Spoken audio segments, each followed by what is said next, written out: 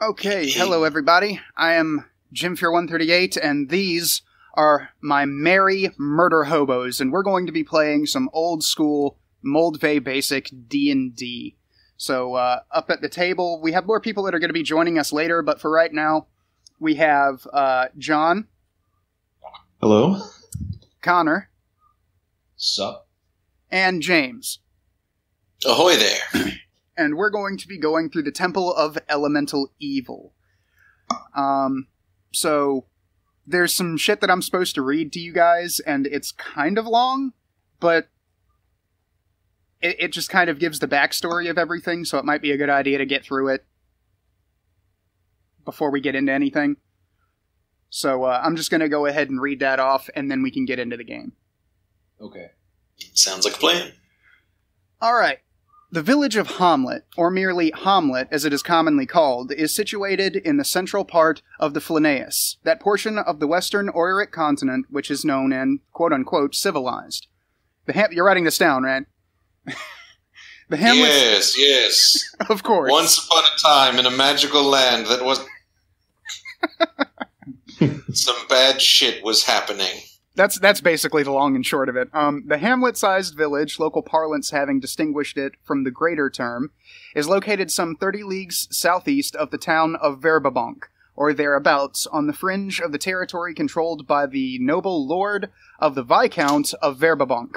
It is at a crossroads. Which, not like a crossroads in its future, like an actual crossroads. To the north is the mighty... How the fuck do you pronounce that? Velverdiva? The Velverdiva River, along whose south bank runs the low road. Many days' travel to the east on the shores of the Lake of Unknown Depths near Div, is the great walled city of Divers? D-Y-V-E-R-S. Divers? I guess Divers. The village of Sobanwyk lies about halfway along the... Why did they have to come up with these weird-ass names for this shit? I know it was the 80s, but come the fuck on, guys. Somebody read a map of Germany and said, man, these fucking names. You know what? I don't think you're wrong. So the village of Sobanwyk lies about halfway along the route. Below that, to the southeast and east, are miles and miles of forest, the gnarly... Now you use a fucking regular name. Beyond which is the wild coast, Woolly Bay, and the Sea of Garnet. The road south forks a league or so beyond the little community, one branch meandering off towards the wild coast, the other rolling through the lower Kron hills to the village of Ostverk, and then eventually turning southwards again into the elven kingdom of Selen. The western route leads into the very heart of the Gnomish Highlands, passing through Greenway Valley about a day's travel distant, and going onwards to the Lortmill Mountains far beyond, because God forbid any of these names be pronounceable.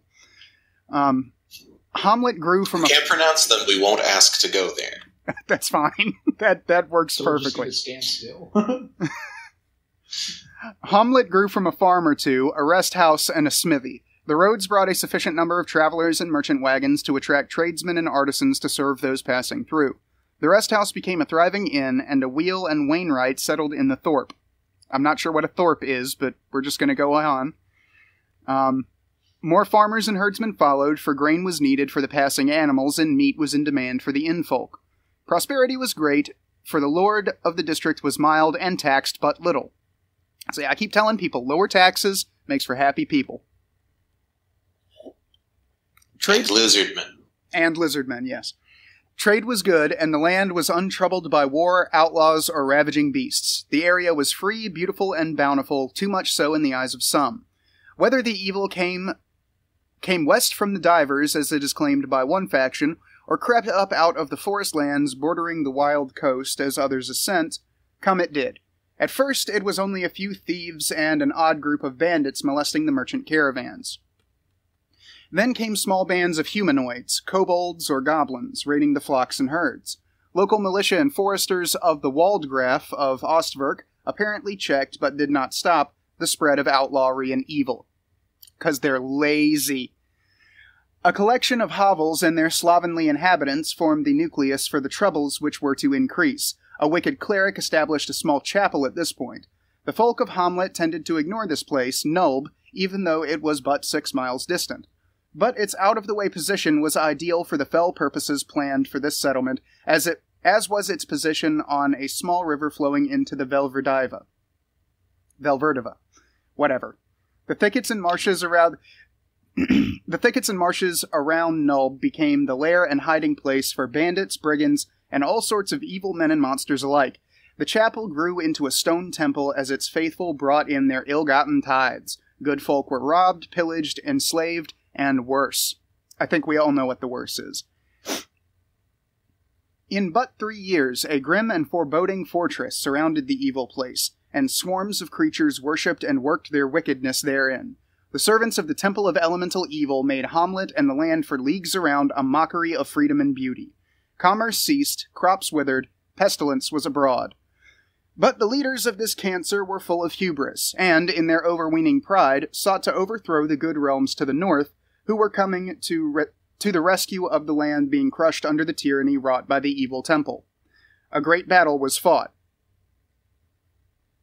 When the good people of Hamlet saw streams of ochre-robed men and humanoids fleeing south and west through their community, there was great rejoicing, for they knew that the murderous oppressors had been defeated and driven from the field in panic and rout. So great was the slaughter, so complete the victory of good, that the walled stronghold of the Temple of Elemental Evil fell within a fortnight, despite the aid of a terrible demon. The place was ruined and sealed against a further return of such abominations by powerful blessings and magic. Life in Hamlet quickly returned to a semblance of its former self before the rise of the temple. For 5 years afterward, the village and the surrounding countryside have become richer and more prosperous than ever before. A monstrous troll, which plagued the place for a time, was hunted down by a party of passing adventurers. Carrying the ashes and a goodly fortune as well, the adventurers returned to the village. Before going elsewhere to seek their fortunes, the adventurers also returned a portion of the villagers' losses. But only a portion. Other adventurers, knowing of the evil that had once resided in the area, came to seek out similar caches, and several did find remote lairs and wealth, just as some never returned at all. After a time, adventurers stopped coming to the area. It seemed that no monsters were left to slay, and no evil existed here to be stamped out. The villagers heaved a collective sigh, some pained at the loss of income, but others relieved by the return to the quiet, normal life, and Hamlet continued its quiet existence for 4 years more. So it's been 9 years since all the bad shit went down. But then, a year ago, the bandits began to ride the roads again. Not frequently, but to some effect. To the good folk of Hamlet, this seemed all too familiar, so they sent word to the Viscount that wicked forces might still lurk thereabouts. This information has been spread throughout the countryside, and the news has attracted outsiders to the village once again. Who and what these men are, no one can be quite sure. All claim to be bent on slaying monsters and bringing peace and security to Hamlet, but deeds speak more loudly than words, and lies cloak the true purposes of the malevolent. And that is the introduction. All right. Well, clearly we need a time portal. We go back and we kick that cleric of evil in the balls, and none of this will ever have happened. Well, yeah, but then the current adventure becomes pointless. Aye. It's a damn conundrum. So also, we loot the treasure, then we go kick him in the balls, and then we find out if time is deterministic or if it's multiverse. Well, it's like if Frodo rode the eagles over to Mount Mordor and threw the ring into it, like, instantly. There'd be a lot of people who weren't dead. Yeah, but the movie would be 15 minutes long. And the book would be like a pamphlet. Hey, Gandalf, do you know any way to get here quick? Yeah, we could ride these eagles I know of. Oh, cool. I always hate that argument, because the eagles are essentially angels, and you don't just ask angels for favors every day. I know. But, I mean, it's a ring that's going to destroy the land if you don't throw it. I would think that, maybe they'd see the logic in that. Like it merits some angelic assistance. Maybe, but the adventure is so much more fun. I know. I'm just saying. So speaking of which, the backstory to your little group here is you guys have been traveling through the woods from various different places, traveling the roads. You met up on the way towards Hamlet. What you guys are individually wanting to do there is up to you. but you're moving towards Hamlet, and now you have finally arrived at the town.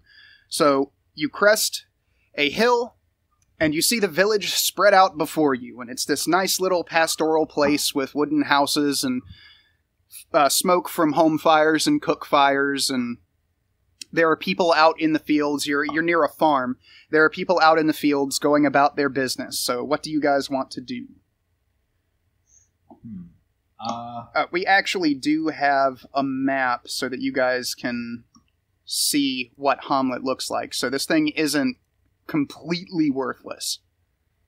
Yeah, if you get a village map, that is... I have the first... it's too big to put on one page, so I had to split it into two. And actually, this comes from Mephrodis on Twitter, so big thanks to Mephrodis for this. But you guys are coming in at the bottom right down here. And I'll put the map up on the video, I guess, but y'all are right about here when you come in.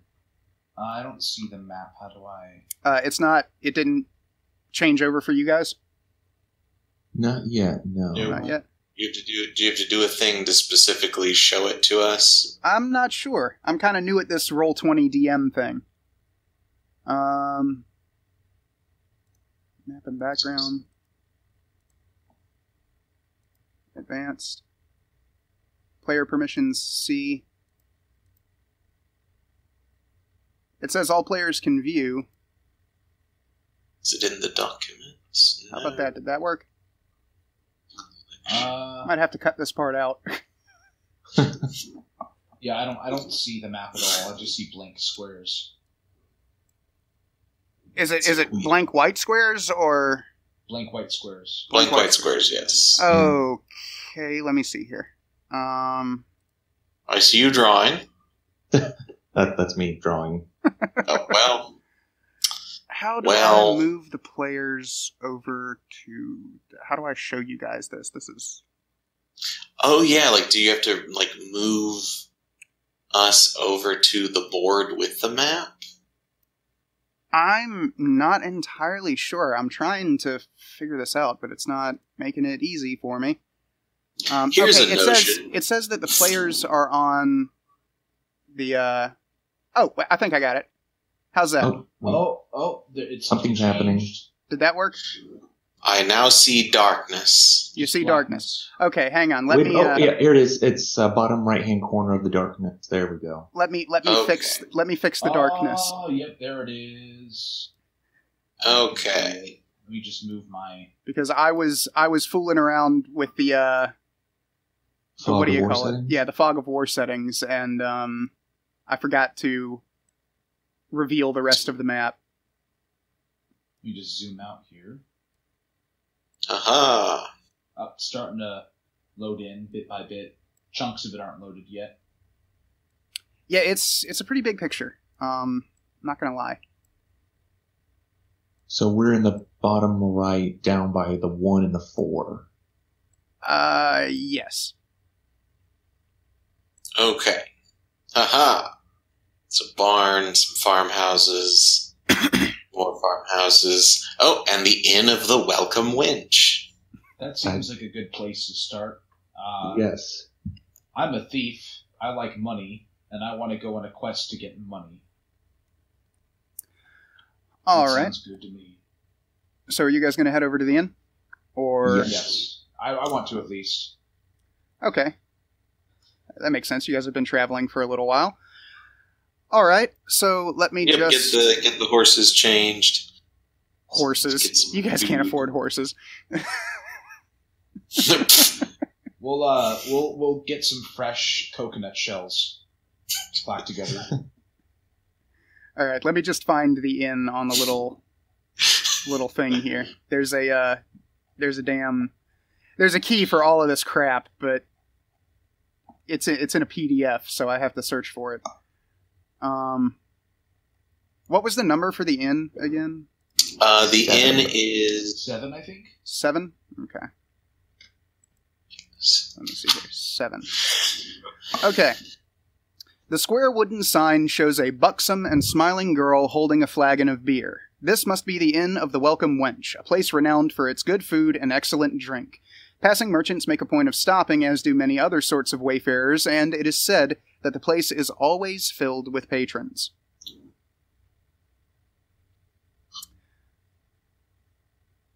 End of description? Yeah, that's all it gives. Alrighty, well, the beer and sausage. Or, sorry, I'm an elf this game, aren't I? Wine and sausage. All right. Well, there are a few patrons milling around, but it's a very nice place. You know, mostly made out of wood, some stone. Every now and again, the fireplace is stone. A few patrons are milling around, eating, drinking, talking, that kind of thing. And behind the bar is the innkeeper, who, of course, as in every fantasy story of this type, is cleaning a glass with a rag. All right. And he sees yes, you guys, Satan's mug. he sees you guys walking in, and he says, "Evening, boys. Take a seat. What can I get for you?" Hi, I'd like a clean glass. Ain't got none of them. I'm just fucking One of around. those dimensions, eh? I'm just And then thinking it around. rained, but the rain was made of poo. Yeah, Well, I'd like a clean glass, and I'd like that clean glass filled with beer. All right, here's your beer. I forget what there's a price listing some damn where, but Oh, crap. I gotta check my character sheet to see if yeah. I can pay for yeah, it. do you even have money for beer? I'll do a little dance if I don't. This is an important thing to establish. How murder hobo are we playing? Yeah, that's something that you guys are going to have to establish. How murder hobo are you going with this? I think Well, I I've went with some sort of. I think I went with neutral or something like that on mine. Because I'm Well, I have. Here we go. Ulrich of Melniborn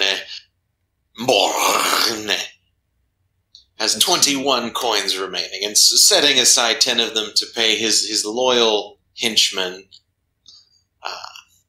Surely I can spot you, gentlemen, for a meal before we die horribly. You die horribly, I mean.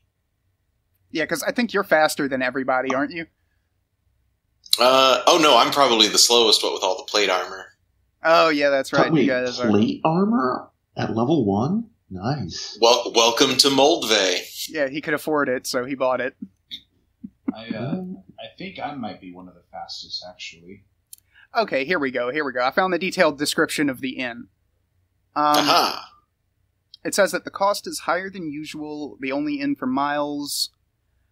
Let's see, they have venison, mutton, poached salmon, trout, stuffed with specially prepared mixtures. I'm not sure what that means.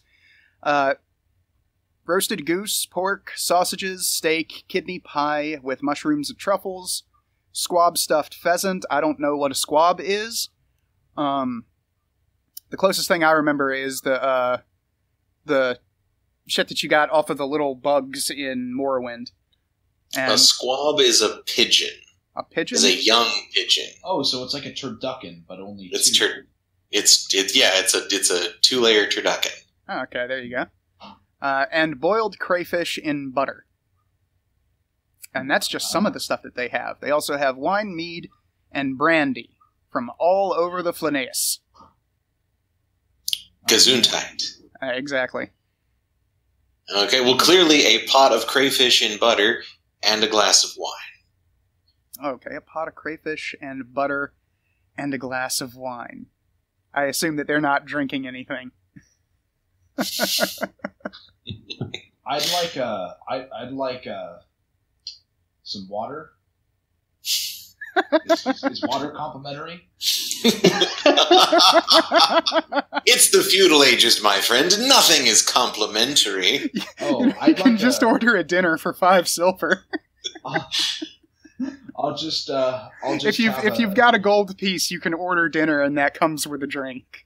I'll just have a nice clean glass of air, just a clean glass. Ulrich will cover everyone. The one The- bartender it doesn't- Elven generosity is legendary. It doesn't mention water, so I'm just going to assume that you can just get a water if you need one.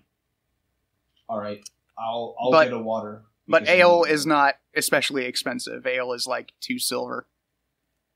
All right. Unable. I don't even know how much. I don't even think I have any gold. I think I used all of it. Did you spend everything up? You don't have any money? I don't. I'm not very good at navigating this character sheet. I have money, but I can't appear to spend it. I'm attempting to subtract 3 coins for victuals for, well, it should be 5 coins because I keep my henchmen loyal by keeping them fed. Okay, well, everybody else's money is in their wealth, so no, you spent all of your money on Oh yeah, and on all my equipment. basic essentials. I didn't get for a thief. I didn't get very lucky with my money roll. That's what the thieving is for. I guess that's true. Well, I'm gonna have a nice, good old glass of tears. We can buy you. We got you. We got you. Hey, you guys have been traveling together for weeks. It's assumed that you know each other well enough to know that you're poor, and And that's why we're going to go into the hole full of evil and cut it. Sounds good. I'll have what everyone else is having. I'm not particular. all right. I just want to. All right, let's upgrade that to a cauldron of crayfish in butter. Perfect. All right, that works. There we go. Let me see if I can find the food. It doesn't mention that, so I'm just going to charge you guys for a dinner. So someone has to deduct. That's the word I'm looking for. 5 silver from their Okay, which done. is half of a gold piece. All right, subtracted. Okay. All right. Well, you guys have your food. So what brings you boys to this lovely little inn? Well, we've heard there is danger about, and that there could be treasure in them Dar Hills. Well, it's been a while since we've had much trouble. There's been a few bandits coming around in the past few months here, but they mostly stay up towards the Moathouse. They don't come and bother us in town that much. Hit a couple of travelers, but we don't have too much trouble with them in town. The Moathouse, you say? Aye, it was an outpost for that temple that was causing all that trouble in the land a few years back, but like I say, it's mostly quieted down now. Adventurers have been coming and going for years. I don't know if you'll find too much, but if you're looking for, dens of evil, you might be able to find one there. Okay, bandits probably got some ill-gotten booty that we could acquire. Some wills that could be bent to our own. Some booty that can be shanked. Let me see here. There was... Hang on, let me find the list of people that are in the damn... in the inn. I'm sorry, this is just... Like, it's been a little while since I looked over the damn... Is there somebody gonna mess with our biz? No, but there are a couple of people that, you know, if you've got the gold, you might be able to hire them to come with you. Oh. More hirelings are always a good choice. I'm just kind of trying to figure out... Able to afford them. Figure out who all is in the common room at the moment. I bestow upon you a gift. The gift of random tables. Now, to you, not to the Pulp Rev chat. There we go. Bam!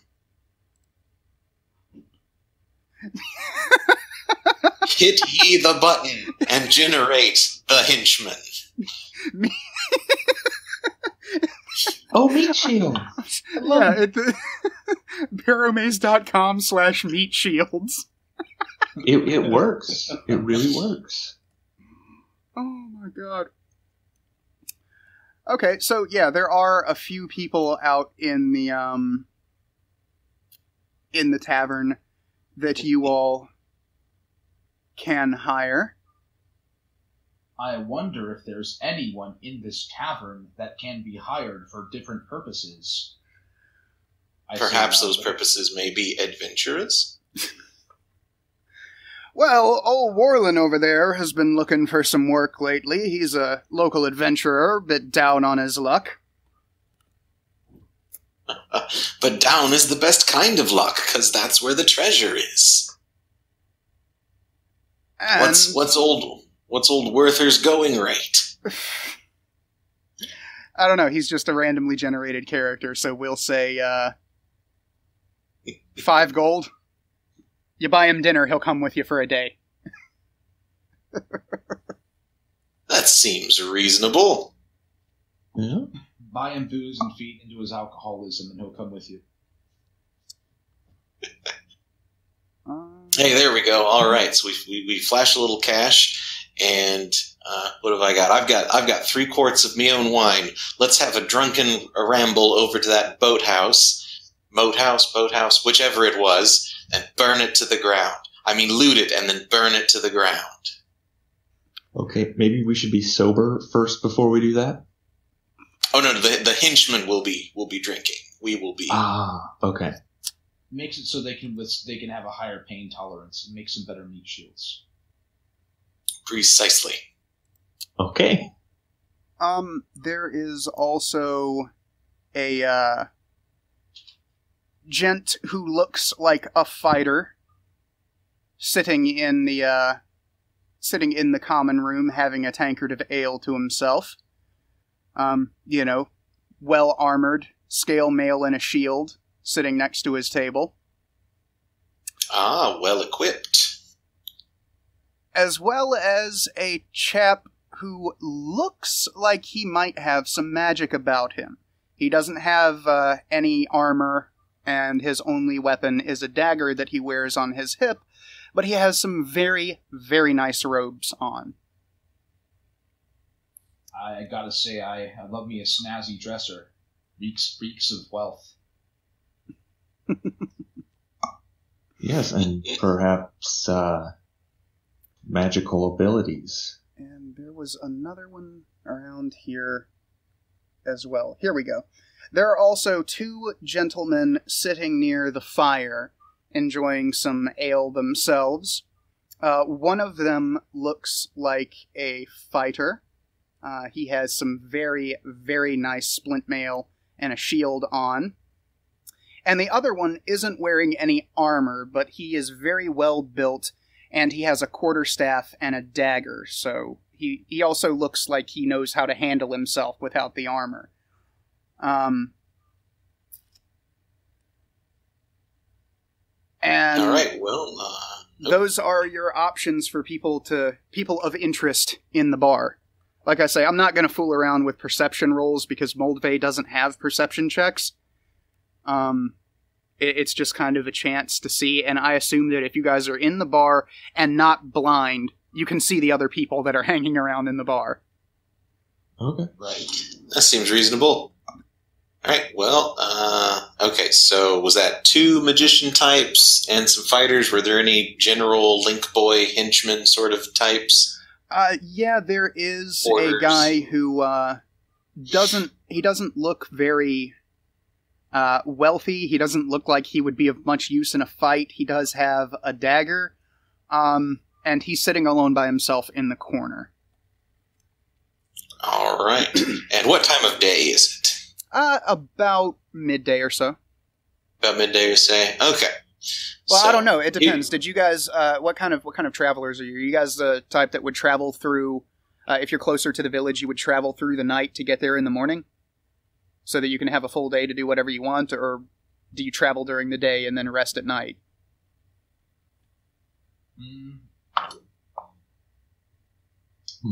Definitely more of the travel during the day, rest at night type. Okay. I think that would be me. I don't know. Yeah, this is probably the evening. Okay, so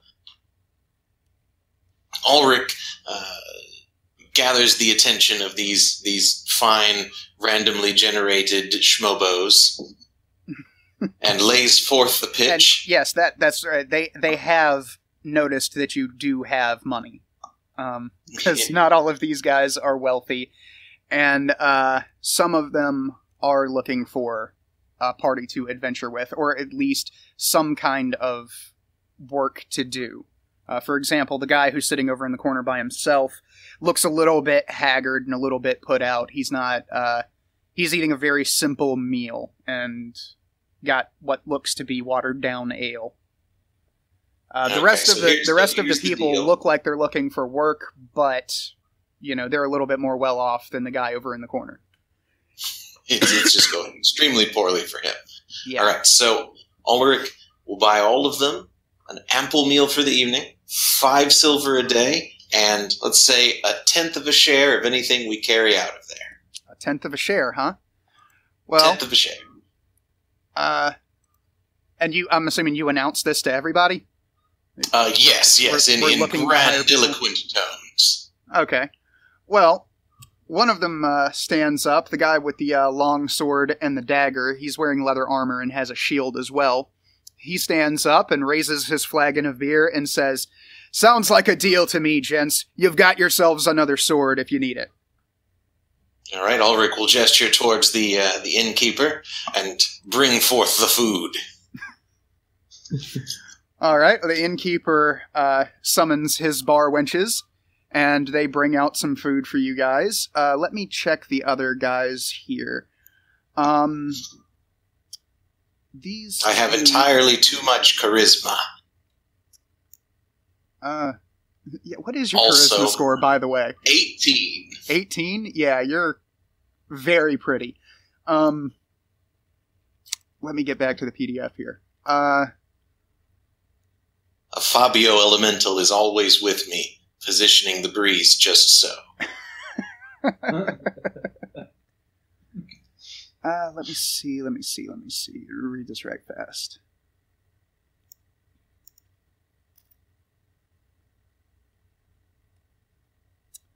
The two guys who are sitting by the fire enjoying their ale, the one who's not wearing the armor, the non-fighter, stands up and he says, "Well, we are looking for work, and we are looking for some people to accompany in treasure hunting adventures, but we're only looking for a small party. If you hire that one who just stood up, as well as us, we'll come along too, but any more, and we won't." How metatextual of you.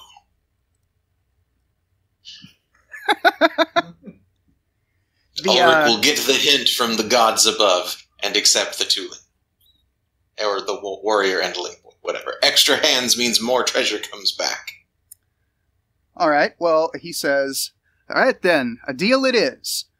Let me find their fucking names.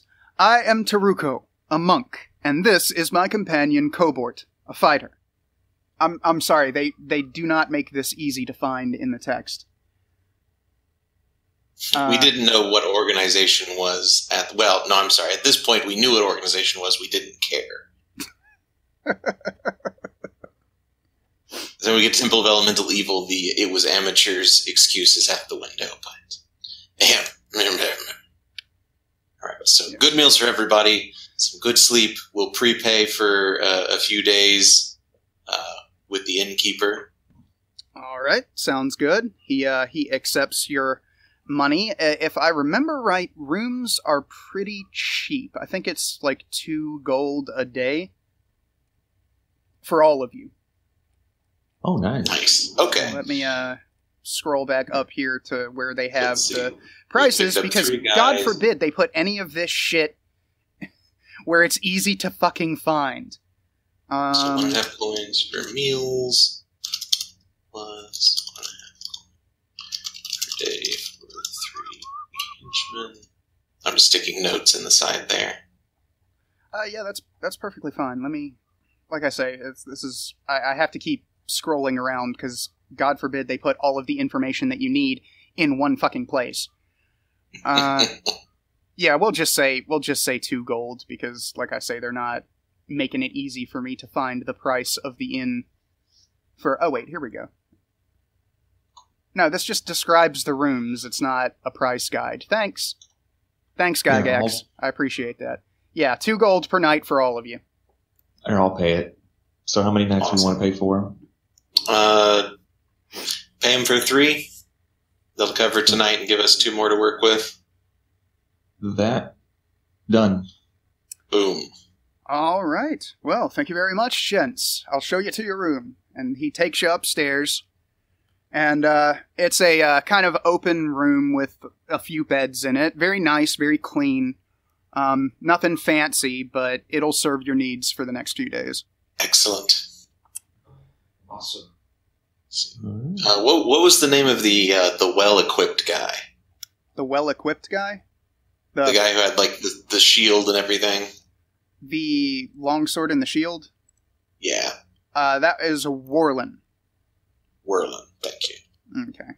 And the other 2... Hang on, I've got my laptop with the PDF open here, too, just so I can skip around if I need to. I'm just gonna get this over to the description of the 2 guys, because they have, like, little tables up where you can have quick rolls and stuff like that if you need them. Nice. That way I can pay attention to what I'm doing when you guys go to the Moathouse. And destroy it. if you're sure. Okay, there's those 2. Yeah, the mage-looking fellow looks a little bit disappointed that you guys didn't take him, but, it's not that big of a deal. I'm sure there'll be some openings soon. You're probably right. Okay. Alright, well, the night passes uneventfully. The beds are clean and comfortable. And you guys wake up in the next morning with breakfast in the room. And you have no idea how they got in there without waking any of you. But they did.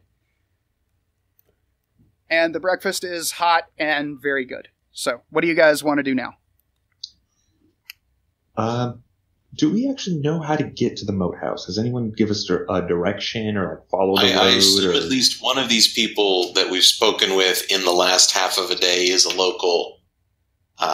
And given how long this temple of elemental evil hath stood, I'm sure they know where not to go to not get robbed by bandits. So we'll go there. Yeah, okay. Warlin does know the way. Okay. Perfect. Well then, awesome. We got breakfast. Shall we be off? Coconuts away. Let's go. Okay, hang on. Let me go over this thing a little bit. Alright, well, you guys have been walking for... There's supposed to be something where it says how long it takes you to get there. I think it's like half a day or something like that. Is there a hex map or anything? No. No, not for the entire area. It's just... Like, they give you maps of the places that you go to that actually require maps. But they don't give you, like... There's not, like, a regional... Yeah, there's not, like, a lay of the land map or anything like that. Womp womp. Unfortunately. Alright, so half a day, so noonish. Yeah, there is a player description, so it takes you guys a little under half a day to get there. And it says here, a scrub of thorns, thistles, weeds, and shrubs grows thickly along the edge of the tracks which lead to the ruins of the Moathouse. Even the track is mostly overgrown and cluttered with fallen branches and trees. Here and there it is washed out, in other places a mire. So not many people come this way very often. This is kind of a place that's best avoided in most people's eyes. Some game evidently still follows the pathway, however, for after a mile or so, faint traces can be seen. So, like, rabbit prints or deer hoof prints and things like that. Little low snapped branches. Yeah, that kind of thing. It appears they pile are of shit every now and again. But even considering this, going is slow, and it takes over an hour. There we go. Finally. Over an hour to reach the place on horseback, or 2 to trudge along on foot. So less than half a day. It took you about 2 hours to get there. Okay. Considerable hacking and clearing is necessary to make the way passable, so double the time is required for the first trip. So yes, half a day. Jesus Christ, Gygax, could you make this more concise? Tighten it up.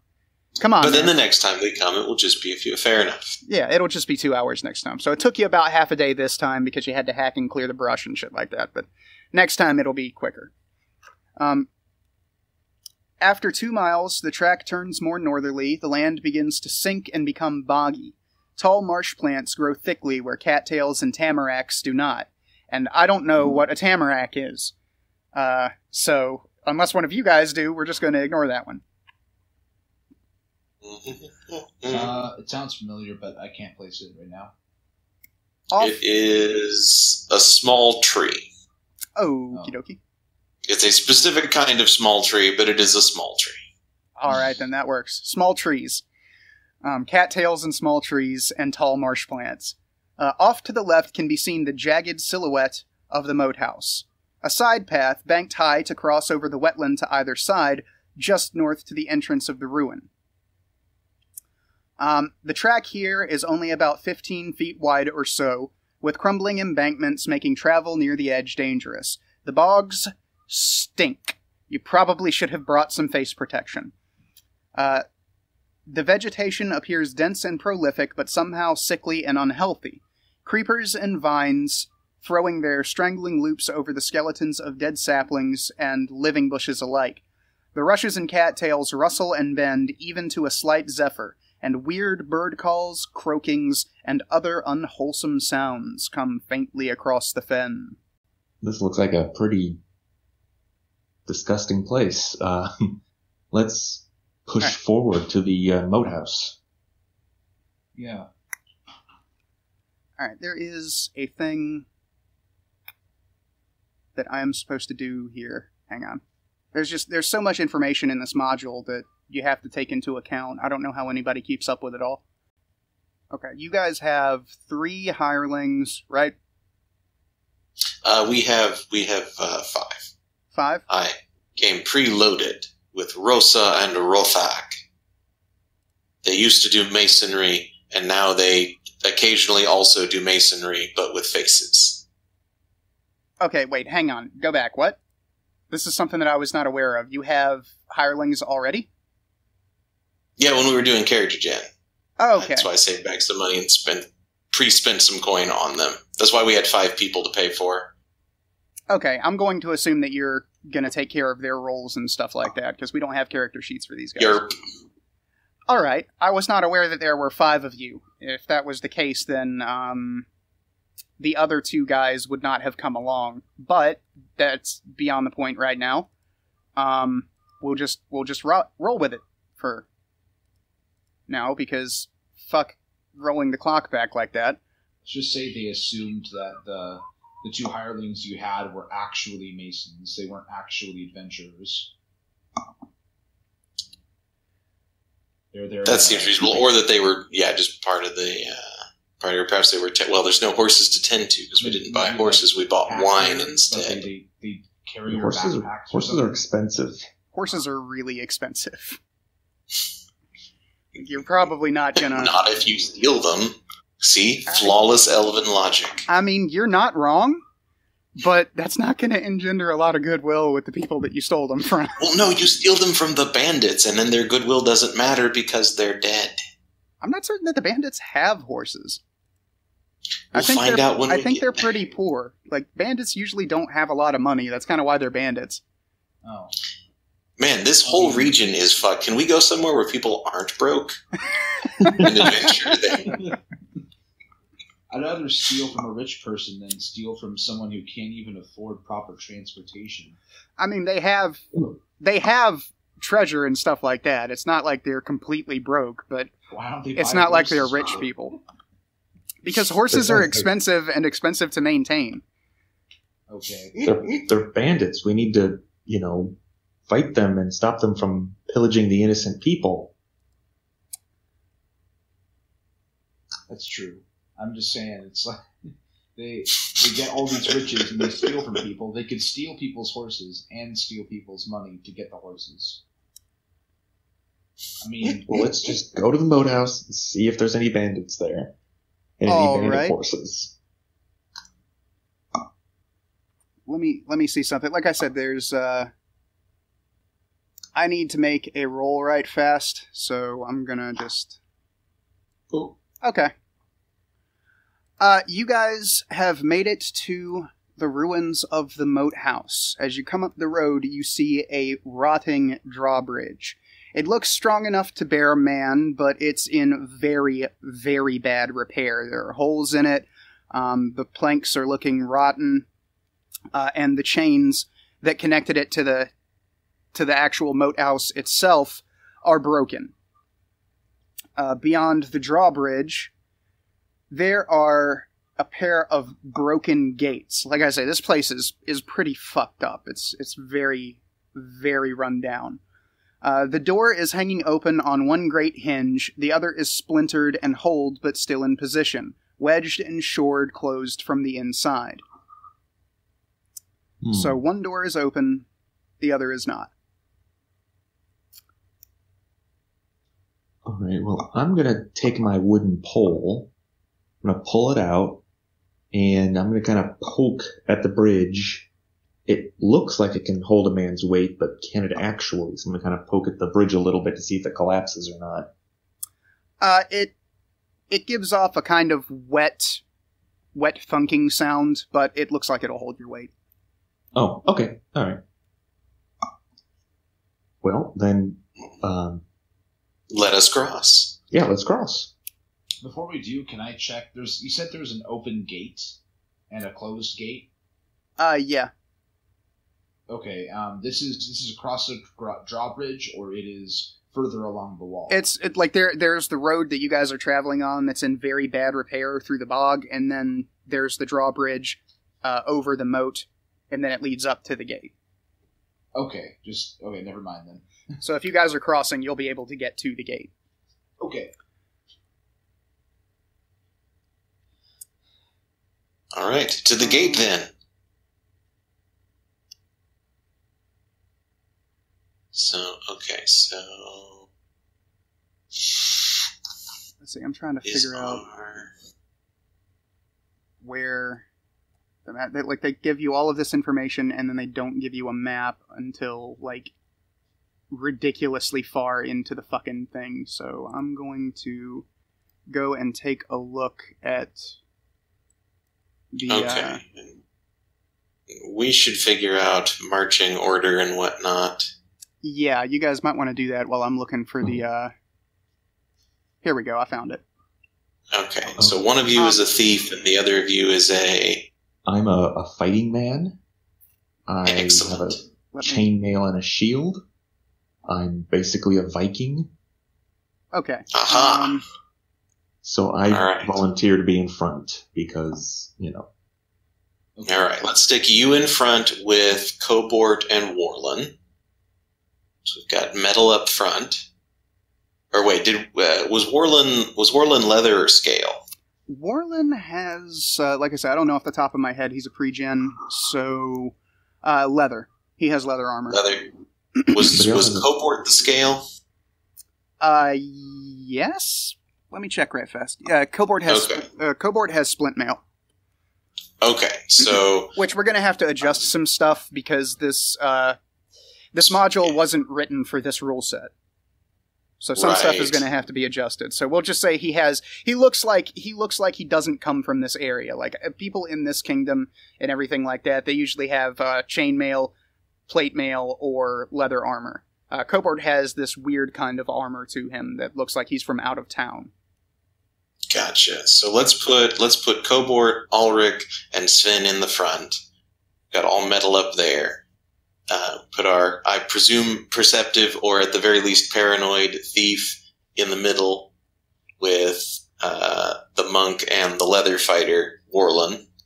And then we'll put Rosa and Rothog watching our backs. All right, let me just... It's not letting me drag this further Then okay, I'm gonna have to adjust your thing because I actually do have a map of the exterior of the Moathouse that'll help us kind of visualize what's going on here. Like I put a bunch of maps together, but it's not really something that we're going to be able to put player icons on. So can you guys see this? Yes. Haha, yes. All right, there we go. Now you guys are.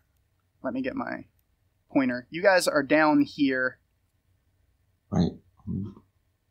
At the southern, what would that be? West? Yeah, the southwestern part where the road comes up to the drawbridge. Okay, there's my drink. Okay, so we're coming up there. Da-da-da-da-da-da-da. There's a numbered puddle, you say? There's a numbered puddle. Let me find out what that... Number what one. that. Yeah, number 1. Let me find out what that is. Because there's like a million fucking things in this Moathouse that they're like, oh, you need to know to do this here. And I'm sitting here like, how the fuck am I supposed to keep this up? Good luck to you. Try not to throw you any more excessively curvy balls. Okay, well, let me make another roll here. You guys just got lucky. I mean, y'all got mad fucking lucky right there. That was, yeah. Okay, so, and then number 2 is the drawbridge, and then 3 is the broken gates. So, when you get in, you see a very, very broken up kind of courtyard. There's rubble everywhere. To the west, one of the walls has collapsed, and to the east, to the northeast, there are some steps over where the number 5 is that are littered with all kinds of debris and possibly a couple of skeletons. And then right behind you is a tower whose top has collapsed. So off to the left of the gates. Okay, I have a question. So the part where the wall collapsed, would it be possible? Is that a possible escape route? Do I have to roll anything for that, or just inspect it? It looks like it goes straight into the water. Let me get rid of this. Hang on. Yeah. Okay. Like that's a possible escape route, but the problem is that it leads directly into the bog. Yeah. So you're either going to have to swim, which I'm assuming that you're going to be able to swim. The only problem... What kind of armor are you wearing? Leather? Leather, yeah. Leather? You can probably swim, but your armor is going to take a hit. You're going to have to get it cleaned. Okay. If you go... Like, if you swim down towards the road, then, you can probably escape. But if you go out towards the bog, you're going to get stuck. Okay. I just wanted to... I'm just checking escape routes. It looks like looking over the wall, you see the moat, and it's sluggish, brackish water, almost stagnant, but not quite. Very nasty, not something that you would want to take a dip in unless you absolutely had to. And then across the moat is the bog, and it looks like you would sink in up to your knees if you tried to walk through it. All right, good to know. Just checking escape routes because I'm paranoid. Fair enough, no worries there. Alright, and then, like I say, there's the tower behind you and the steps. So, the rest of the place is pretty much intact. As intact as it can be. It doesn't look to be, completely busted all to shit, but mostly to shit. So, where do you guys want to go? Let's go to number 4 that looks like a mostly intact tower. That could be a... And it's still approximate to an escape route if things turn sour. Like I say, the upper portion of the tower has collapsed. The bottom portion is still intact. It's still a tower. There's no, real way out of the tower once you go in, except for the door that you enter it by. And it is very dark inside. If only we had, like, say, an elf with, like, infravision or something. Wait a moment.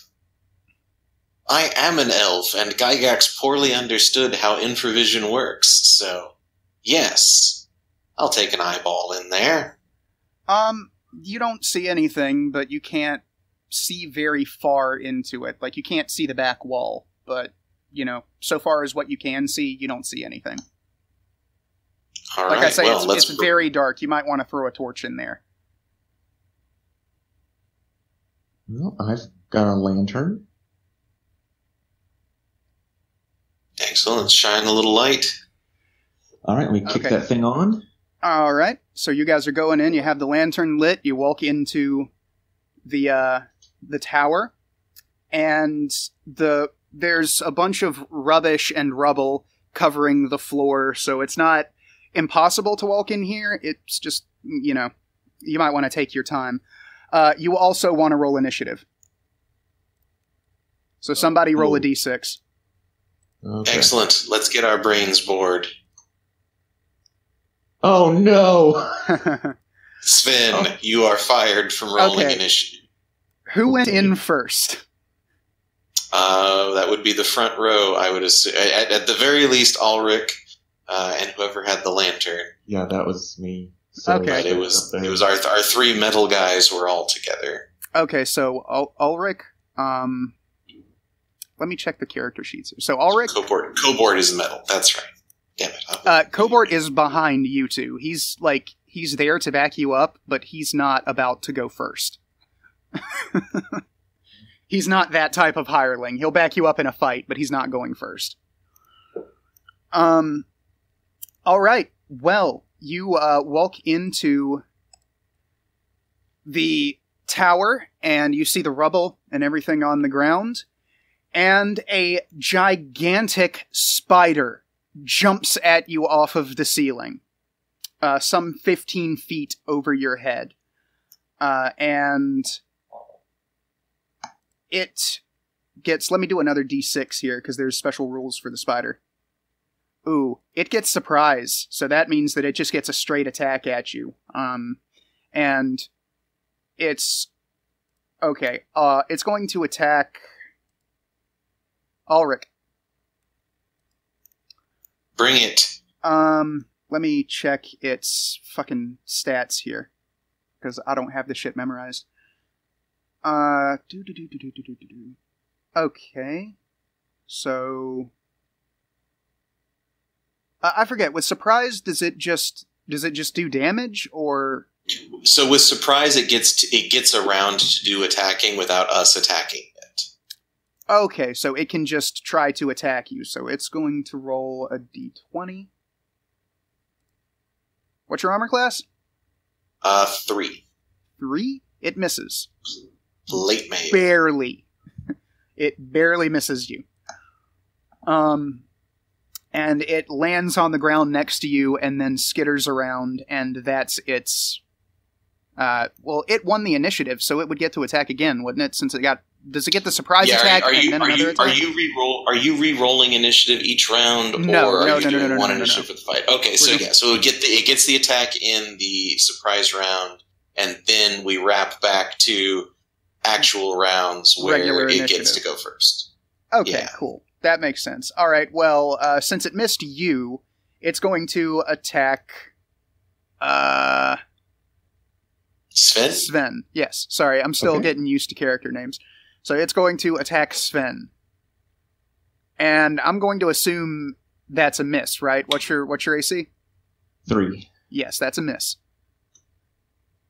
The benefits of having plate armor. So, once again, it has Damn missed, straight. so now it's y'all's turn. So you have, right now, you have Sven and Ulrich with Cobort right behind you, and then everybody else is kind of milling around the door. So if you three want to go ahead and attack, then you can. And then if somebody wants to try, I don't know, like throwing a rock at it. Well, I have a ranged weapon. But You wanna step on in? given how the battle is kind of set Because we're up kind of at like this right point. in the door. Yeah, y'all are kind of like right in the door. So if one of y'all wants to move a little bit and let other people get a shot in, that's perfectly fine. If y'all want to try and surround the spider, you can go ahead and do that. But who wants to attack? Oh yeah, I'm gonna give it a face. Yeah. Okay. Ulrich is all about it. All right. There we Well, go. you two roll your attack rolls. Okay.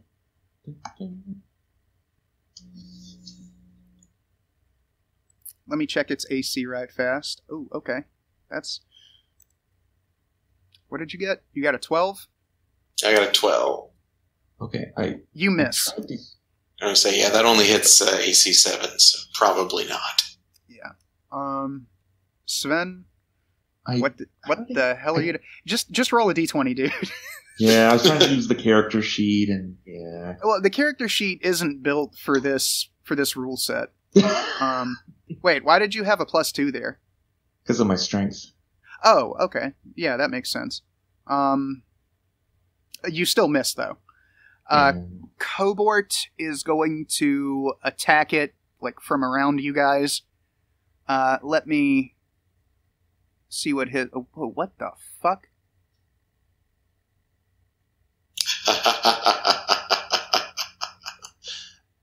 I assume that you're okay. encountering a strangely written hireling short profile. Yeah, I assume he attacks as a level 1 fighter. No, he's level 2. And everything does? Oh. He's level 2. Y'all actually got really good luck hiring Cobort and Taruko, because I didn't know that you already had 2 hirelings. So Cobort is going to swing his... What the fuck weapon does he have? He's got all kinds of fucking weapons. This dude is like a walking armory. He's going to swing his spider smasher. Yeah, that's exactly right.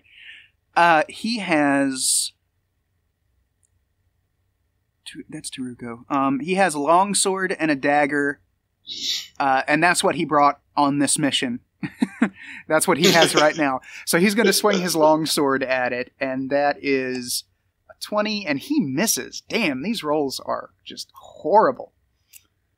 So yeah, that was Cobort. Anybody else want to do anything? Any of the hirelings or you, Connor? Yeah, I'd like to try to attack. All right. What are you attacking with? I'm going to be attacking with my longbow. Okay. I believe it's a d20 plus 2, right? Yeah, because you have really high dexterity, ain't it? Yeah. Let me see here. Let's see here. So what's the command for that? Just go over to the left where you see that little sidebar, and there's one of the buttons has a dice on it, and then you can just pick that up and then go down. You're going to have to go down to the advanced roll, or you can just roll and we can add 2 to it. But that'll be you can also just type /roll 1d20 plus 2. Yeah, that too, that works. I got it. Yeah, your dexterity gets you a +2 bonus to hit, and I want to say to damage too. Is that how it works with the damage? No, it should just be hit. Okay. Oh no, yeah, it's to hit. Never mind, it's not to damage. Okay, that was a D10, so not quite. No, that's... No, I rolled mine. Okay, so you got a 15. What was this thing's armor class again? I want to say it's 6. Yeah, it's a 6 armor class, so you hit. Okay. You hit, so roll your damage. Alright. Damage should be 1d6. Let's see here.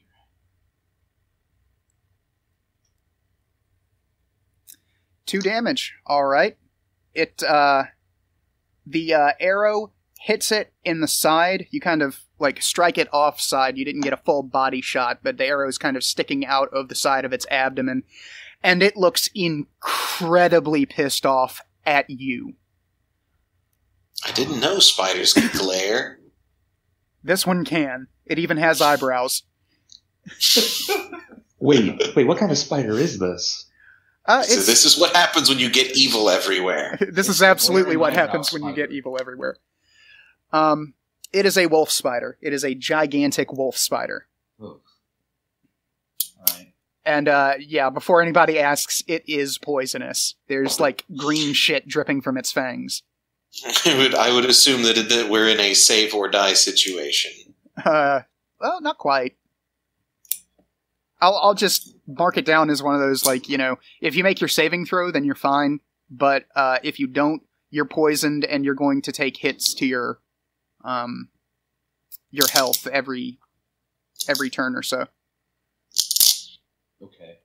So don't get hit. Yeah, don't get hit. Don't get hit. And it's going to be trying to hit you because it's very hungry. Alright, well, sounds like it's gotta go and then we get to go again. Well, does anybody else want to do anything? Because y'all do have Taruko, Warlin, and your 2 meat shields. And Rothric is there too, but he's not going to be much use in a fight. I say, yeah, they're staying clear since we're so crowded in here. Okay, all right. So it does get another go, and it's going to. I'm having to do who all is in the tower. I'm assuming that Cobort, Ulrich, and Sven are in the tower, and Connor is shooting from the doorway, right? From the doorway, yeah, and then the rest of the hirelings are covering his back in case anything comes attracted by the noise. Okay, so because it cannot get at Connor, we'll say 1 to 2 is Sven, 3 and 4 is Ulrich, and 5 and 6 is Cobort. It attacks Cobort. And it misses. This spider is just all over the place. Alright. Let's pile it. Okay. Nice. Right. That would hit an armor class 3 for me, so I'm assuming... that hit it. Roll damage. A 16 most definitely hits. And you get 6. Holy shit. So that's 8 damage to it so far. So yeah, you sliced one of its fucking legs off. Nice. Okay, well, and like green ichor just kind of spurts everywhere, and a little of it gets on your cloak. I say versus poison to dodge the ichor. Aww. I did not dodge the ichor. Yes, you're. We'll call that a. I assume it wouldn't deal damage. I'm doing this for color.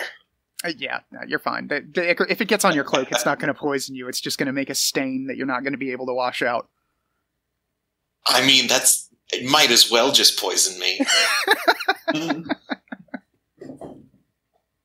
All right. Well, let me exit a question. 14, that hits. That hits. Roll damage. Oh, +2, so 3. Yeah, so 3. Yeah, you nick it on the face. Oh. So that's. Hold on. I need to calculate this, and I'm really bad at math. So that was 6. It's taken 11 damage. It's taken 11 damage? Oh, yeah, never mind. You fucked it up. You put your axe in its fucking head and, cut one of its mandibles off. This thing is, starting to think this fight maybe wasn't such a good idea. And it's, backing away from you and shit. So, Cobort didn't attack yet this round, did he? Nope. No. Okay, it was just the spider. All right, so we'll give Cobort another try. Ooh, Cobort hits. Longsword is D8, isn't it? D8. Yep. It's dead. He just, chops its fucking head off. Spider's dead. Good job, everybody. Wa-na-na-na-na-na, wa-na-na. All right, well, the spider has been defeated. Good job, team. If you guys want to look around the tower a little bit, or try to bottle some of the spider's poison, you can do that, or you can move along to other places in the Moathouse. Is it possible to take some of the spider's poison and put it on the arrows for later, or does that not work? That sounds like a good way to poison yourself to death. You can. I'm just going to assume that if you're using a bow, you're able to use a bow, and you're not going to like, cut yourself on an arrow while you're putting it. You just have to remember that these particular arrows are poisoned, and if you touch someone with them, it will kill them. Okay.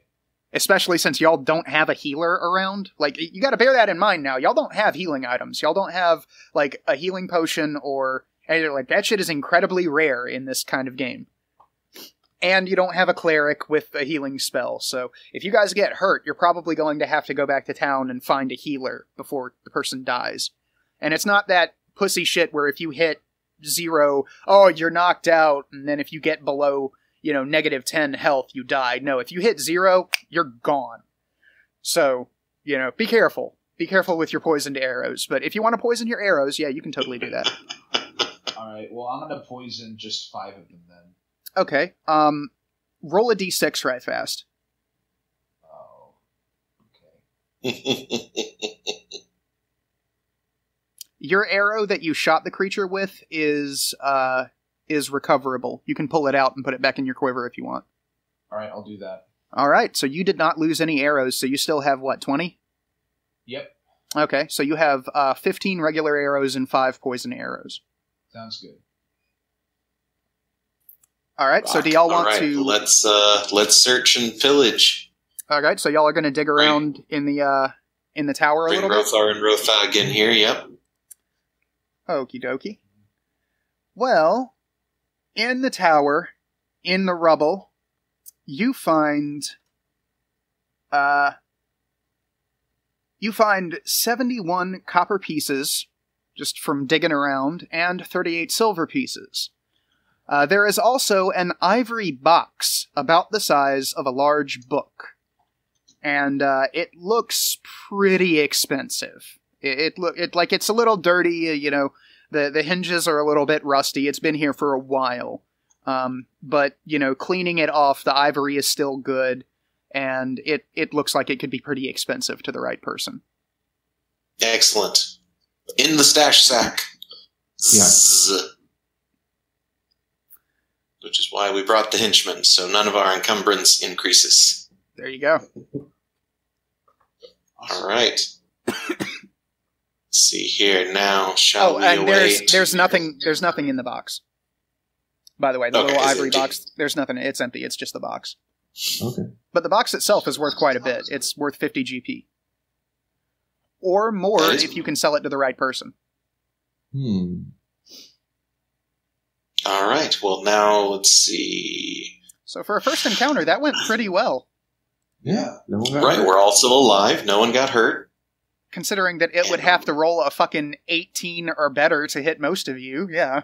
That's why you buy the plate armor. It's better than healing potions. It's also cheaper. Yes.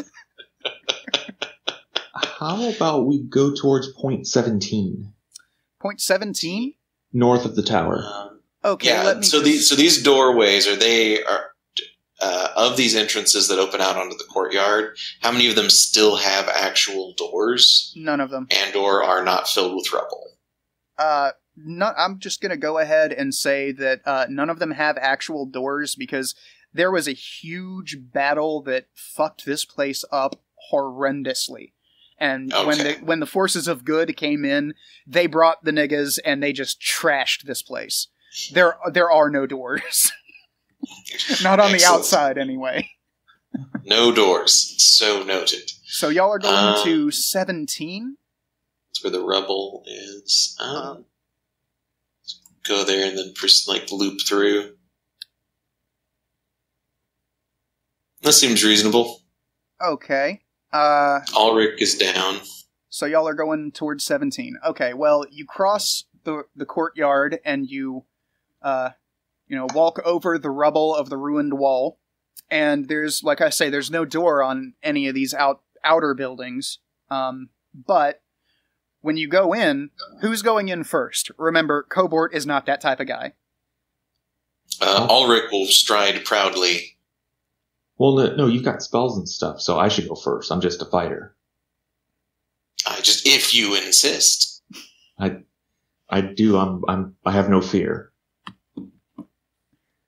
All right. Well, you guys walk in, And this room has a bunch of what appears to be rotted bed frames, just strewn all over the place. A lot of them are smashed up.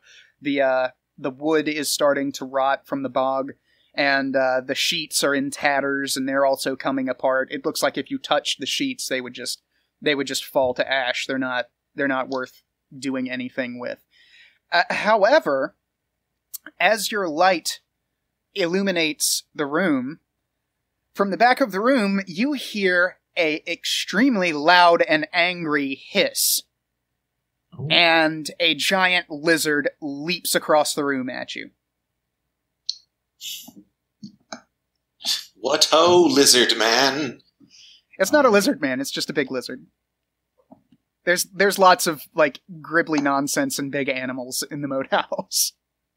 Okay, recalibrating for Harryhausen. Yeah, oh, basically. no! Yeah, there you go. Alright, so I assume roll initiative? Yes. I'm just trying to figure out except that you were fired from rolling initiative. Yeah. Right, so I won't do it. I'll roll for initiative. I roll D6 for that? Or Uh-huh. Yep, Yes, just sir. 1d6. Just 1d6. Oh, the lizard wins. Curse you, slightly less lethargic than us giant animals. The lizard wins, and it is going to attack Sven because he was the first one through the door, and he's holding a lantern, which it doesn't like very much. Alright, well I got an AC 3, so it... And it hit. Oh! Alright. That's what you get for talking shit, man. Yeah, that's what I get. Alright. That's what you get. Let's see some damage. All right. Down and out. Although everybody's been rolling like garbage, so perhaps... John, yes, that is exactly the niggas that the forces of good brought to the Moathouse.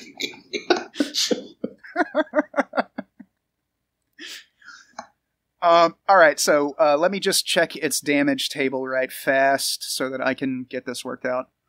I'm not sure what I have to roll damage because... I assume it'd be okay, it's a D8. D8? Ooh, okay. Yeah, so this lizard doesn't really fuck around. Okay. Ooh. Alright. Ooh, how much health do you have? I started with 9, so now I'm down to 2. Okay, this thing, like, bit your fucking arm off. Oh, that's bad. Not quite that bad. I mean, it bit you really hard and almost tore your fucking arm off. I'm not gonna say that it did tear your arm off, because there's still a chance for you to be healed, but it fucked your world up. Like, you're lucky that it didn't get 8, because if it had gotten 8, I would have gone full, like, yeah, it took your fucking arm off, you're gonna bleed to death if they don't do something. So, yeah, what do you guys do now? Shoot it. Alright, wait, hold on. Where are you guys? Because it attacked as soon as Sven walked through the door. Like, it just leapt at him like a I'm spider. right behind him. So Ulrich is it clinging to him, or did it, like, chomp and skitter back? No, it bit him and let go, but it's not, like, it's kind of standing over him. Like, if something is not done, it's going to bite his head off and eat it. Alright, this sounds like a job for sleep!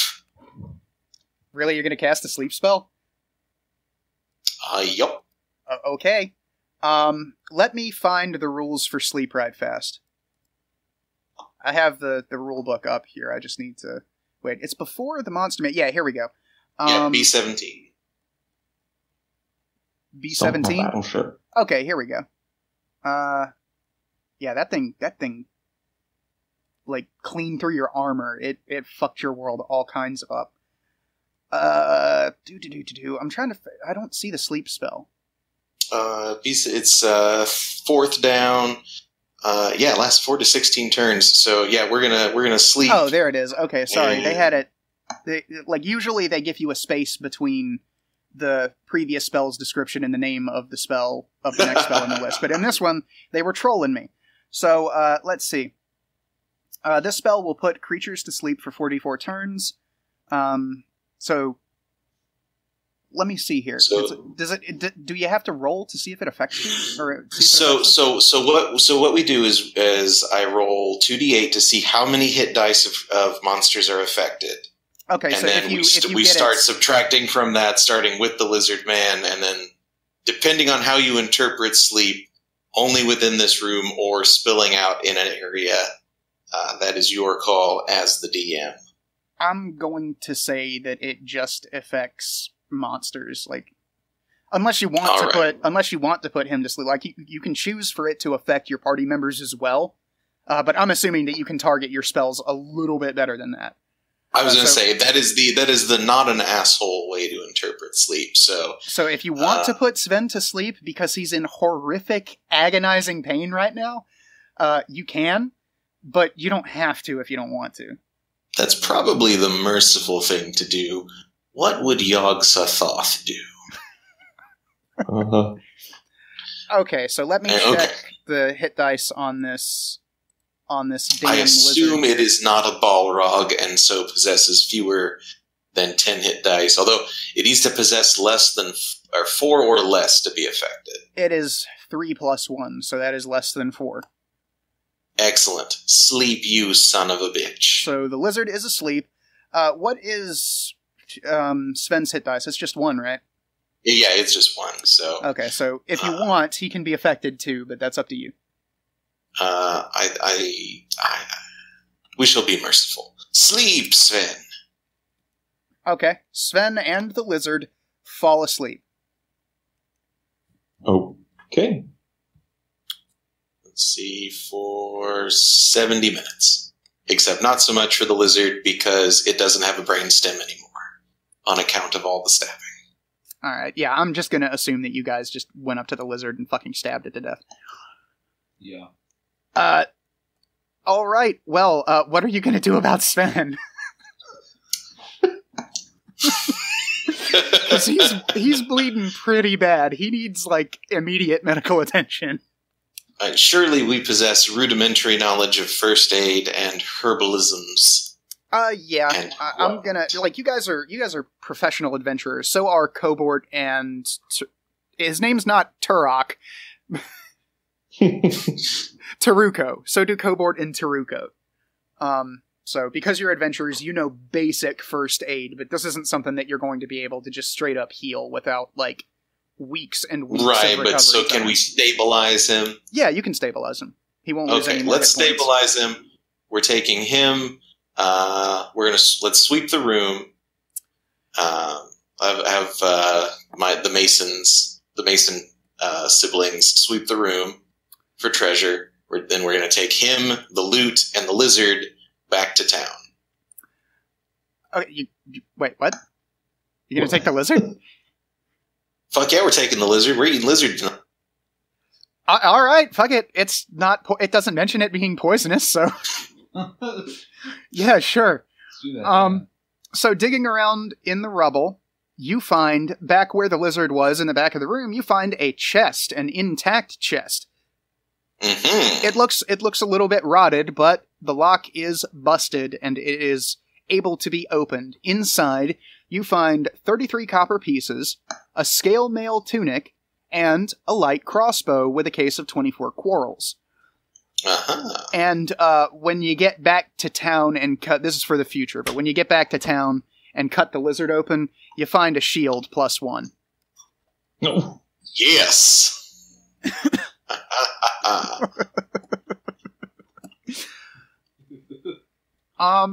Alright, so y'all are going to go back to town and try and get Sven some help? Yeah. Yep, we'll take him back. Alrighty, let me put y'all back into town. Now, if I remember the map properly, you will come back to town in the north side of things. So, once I get you guys back to the Hamlet map, because there's like fucking 20 maps in here. Okay, you are in the northeast, or the northwest part of Hamlet, up by the herdsman and the large, impressive church. Aha, we will bring Sven to the church. Okie dokie. Which I presume, being that it's a church of not evil, approximate to a temple of a great deal of evil, has some sort of hospital or hospitalier care. Let me find the dang old church in the what do you call it? The detailed list of places. Okay, here we go. Let me see if there's a description for the church, because someone tell me the number of the church, please? 20. 20? Okay. Alright. The church is very large and very impressive. It's newly built. It hasn't had time to deteriorate or get weather stains on it or anything. It's very, very nice to look at. Very pleasing. It has the symbol of Saint Cuthbert. And there are several different orders of Saint Cuthbert, but this is kind of the main one. And yeah, it has a very large door. I'm kind of like having to make this up on the fly because it doesn't give me a description to actually read to you guys. Boom, improvisate. Yeah, so it has a very large and impressive wooden door banded with iron, and it looks like this place could be a defensible position should the town ever be attacked. Good to note. Well, So it's been more than 70 minutes, so I'm awake again, right? Unfortunately, yeah, it yes. took you guys more than 70 minutes to get back. Yeah, because the return trip's 2 hours since we've cleared it now. Yes. Okay. Hang on. I went too damn far in my zeal to get to the detailed descriptions of the buildings, because God forbid they make it easy on me. Okay, here we go. All right, so I'm assuming that you guys burst through the door screaming for help. Yep. Help. Well, inside the door, you find the hall. I'm assuming, because it doesn't. I don't have the damn. Actually, I think I do have the map of the Temple of Saint Cuthbert around here. Let me. Yeah. Okay. Here we go. I will reveal this area right fast, so that we don't have to deal with this stupid fog of war nonsense anymore. I'm gonna have to go and do this for all of these places. Alright, let me just move the players over to the church right fast. There we go. Alrighty doody. You guys come in down. You can all see this, right? Yes. Yeah. Okay, cool. You guys come in down here. Round about there. And let's see, number 1. This is the main hall. It is floored in well-polished wood, with wooden ceiling and pillars extending all the way to the high roof overhead.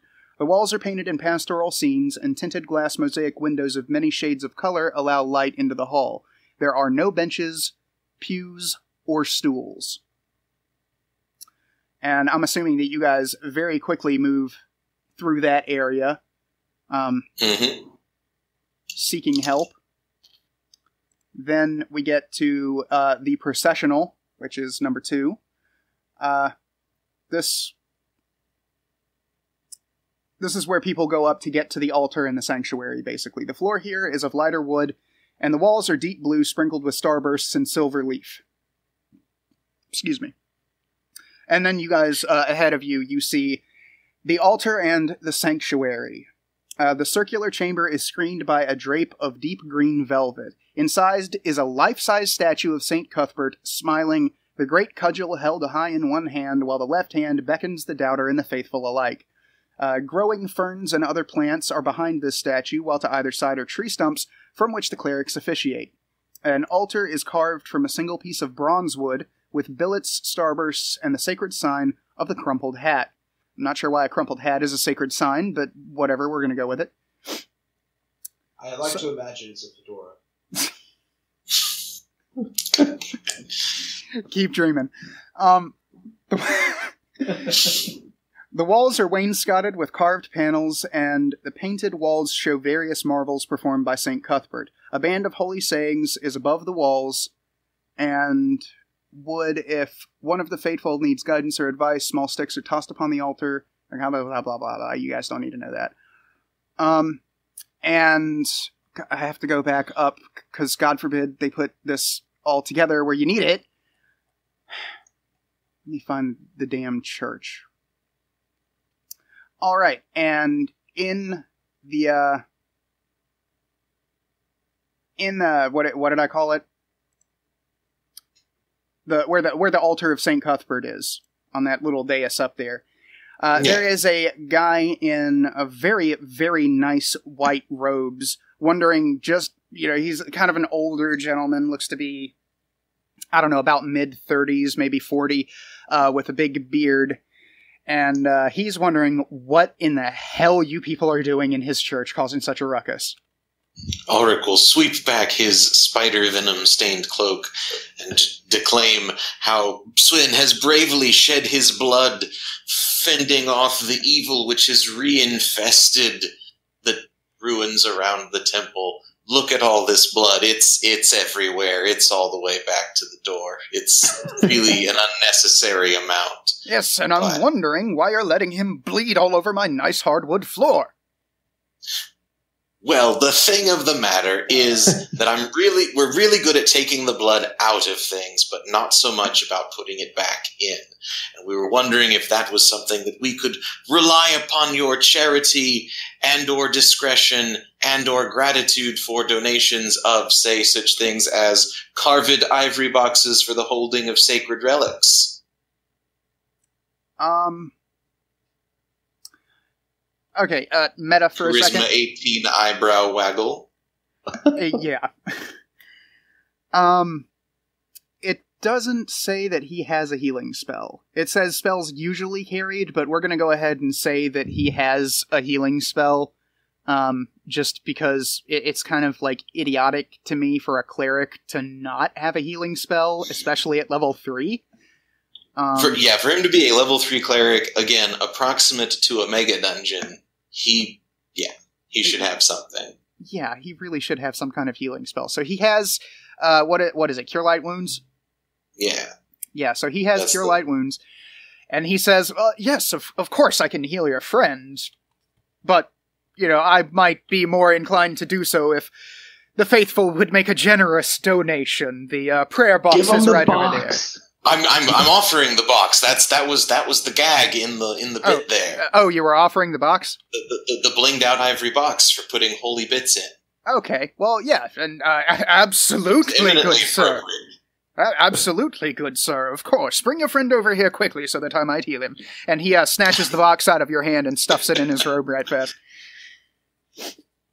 So you guys bring him over. As directed. Yeah, okay, now I need to find the magic users and elf spells. Where the hell are the cleric spells? They are before the magic user spell. Okay, I found it. So that's a 1d6 plus 1. So he heals him for 5 points of damage, and like his flesh knits back together, and he's not fully healed. He's still kind of fucked up, but he's not bleeding anymore, and he looks like he's going to be okay with some rest. A few days of rest and sound food, and he'll be back in fighting shape. Mm-hmm. I'm at 7 out. Well, I shouldn't say. Well, you had 2, so 5, 6, 7. Okay, so you're at 7. Yeah, and we'll say with, just because of the way that Moldvay's healing works, so far as I know, you gain, a 1d4 points back per night of rest? Yeah, it's, the smallest human hit die per day. Okay. So we'll say that with, a night of rest, you'll be fine. You'll be back up to fighting shape. Just get some food in you. Excellent. To the feasting! All right, he should be fine now, gentlemen, and if you wouldn't mind cleaning up that mess on my floor that you left, I would be Masons. very, very grateful. And as well for this most generous donation of this nice little ivory box. If you ever run into trouble again, and you find yourself in a scrape like this, then feel free to return to the Church of St. Cuthbert, and we will be more than willing to help you. Thank you, your holy eminenceness. Oh, God, I am just a simple priest. The canon of the church resides above in his chambers, but thank you, gentlemen, very much for your visit and your donation. All right, so do you guys want to talk to him some more, or do you want to go and take a rest at the inn? We're going to go rest at the inn. We're going to have the innkeeper fry up some lizard to discover the shield. Ulrich is going to eat the lizard off of the shield, and generally make an ostentatious display of the tremendous success that one can have with team going to the ruins and coming back alive. All right. Well, you guys go back to the inn, and let me just reveal this. This is what the inn looks like on the inside. Haha! Did you find the inn map? I had the inn map in here, but I didn't fool around with it when we were first starting for some stupid fucking reason. Probably because I'm retarded. But so we have 101 copper. We have 38 silver pieces. The scale mail, the light crossbow, and bolts. Yeah, we're gonna have to convert this into gold because that's how XP is tabulated in this game. It's in yes, that's true because we get the gold for that. Right, all the coins weigh the same, but the thing is that in the module they go with the copper, gold, silver kind of, that more advanced style. In Moldvay, it's all just straight gold.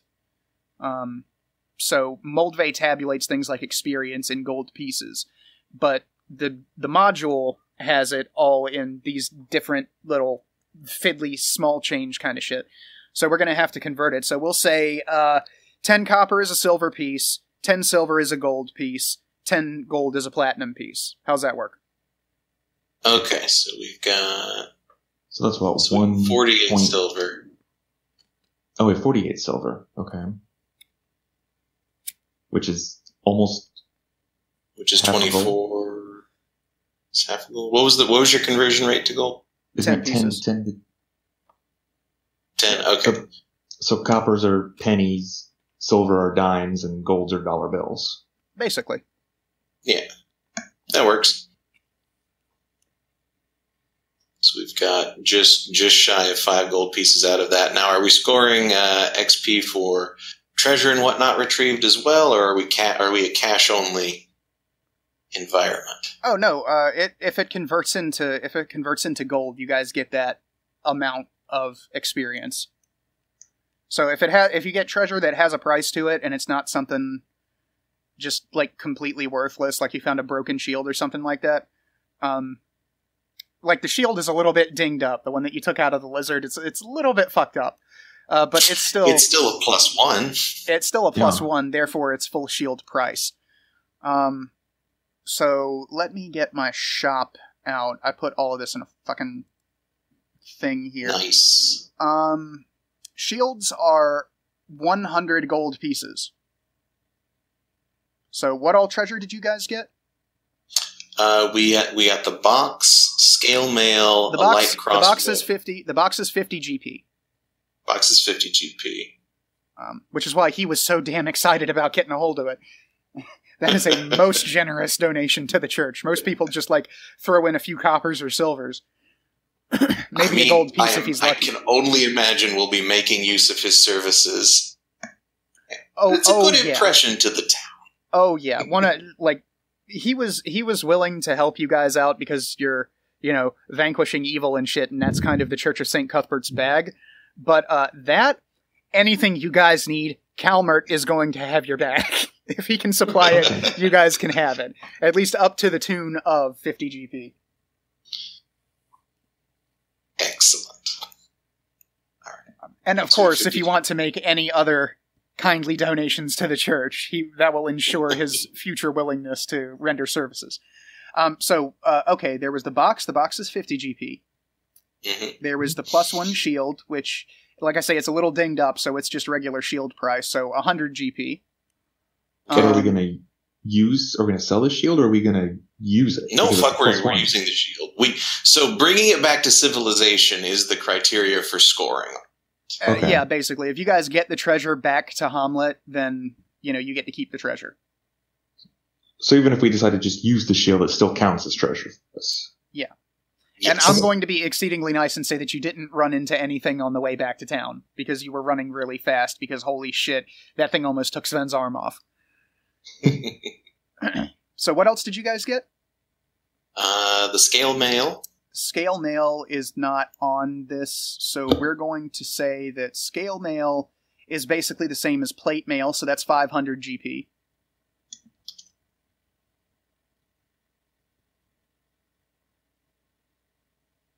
Alright, and there was a crossbow, wasn't there? Yep, a light crossbow and 24 bolts, which is not on the Moldvay shopping list, so... Yeah, it doesn't have light crossbow, it just has crossbow, so we'll just treat it like fair a enough. regular crossbow. We'll just say it's a regular crossbow. Okay. And how many quarrels? 24. 24? We will say that is worth... Oh wait, I'm looking at the wrong table. This is the weight table. What the fuck am I doing? Where's the goddamn... Okay, here's the fucking Oh, yes, store. yeah. Here's the store. I'm sorry. I'm a goddamn idiot. Alright, let's start this again. So there was the box. Yeah, hold on. Work it back. Work it back. The plate mail is 60 GP. So, or the scale mail, which is basically functionally plate mail. Because scale mail doesn't exist in Moldvay. So that's 60 gold. The crossbow is worth 30 gold, so that's 30 experience.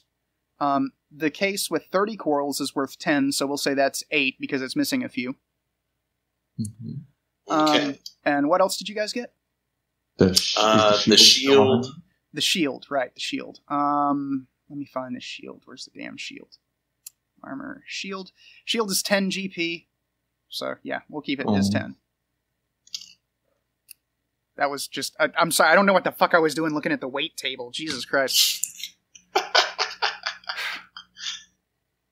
Okay, and then, essentially 5 GP in cash. And, okay, so what does that tally up to? We have then... Wow, all of my mental math just left. 50, Thanks, 53? 53. 53? Okay, that's not a bad haul for a spider and a lizard. No. Alright, that is 53 XP. Let me find out what the fuck that spider and that lizard are worth in experience. I don't know if it actually tells you, does it? Yeah, it does. It'll either give you that, or it'll point you to a table based on hit die. Okay, hang on. I just went way, way, way too far down. Although you've got it's listed in the modules monster list rather than the Moldvay list, so it probably lists the actual XP. Yeah, it does. I was looking at the the cleric. It lists how much XP he's worth. So if it lists how much XP he's worth, it lists how much the spider and the lizard are worth. Let me just find them right fast. Okie dokie. Alright, here's the spider. The spider is worth 187 XP. Nice. Oot. And that there lizard, that was 17, wasn't it? Yeah, the giant lizard is 189. So you guys actually had a really good haul, so far as XP goes. Nice. And if I remember right, in this system, XP is divided up among the party. Yes, I think we all...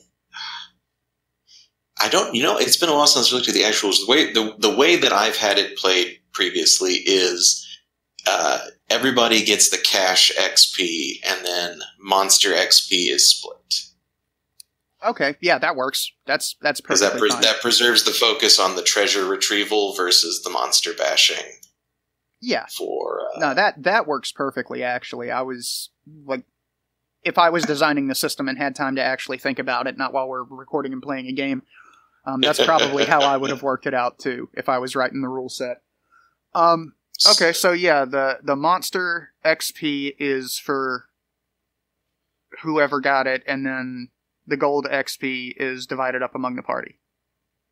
Right? That's what you said, right? So, like in this case, everybody gets the 53 for the cash, and then we split out the monsters. The critter Okay. XP. Okie dokie. So everybody add 125 to your XP, plus 53. So 178. Yes, everybody gets 178 XP. Yay. And then I'll math out paying out the hirelings. Yes, I appreciate you doing the math for me on that, because I would have to pull up the calculator and we'd be here forever. It's all good. So Ulrich is going to keep the +1 shield because 'twas his choice to bring the lizard back to town and find the damn thing. Makes sense. Cobort and I'm about to just change this fucker's name to Turok because I cannot remember Taruko. Fuck it, make it Turok. That works. All right, so Cobort and Turok don't really care about the shield because Turok doesn't use one, and Cobort already has one, so it doesn't really matter to him. Also, his AC is 0, so he doesn't really need your fancy fucking shield.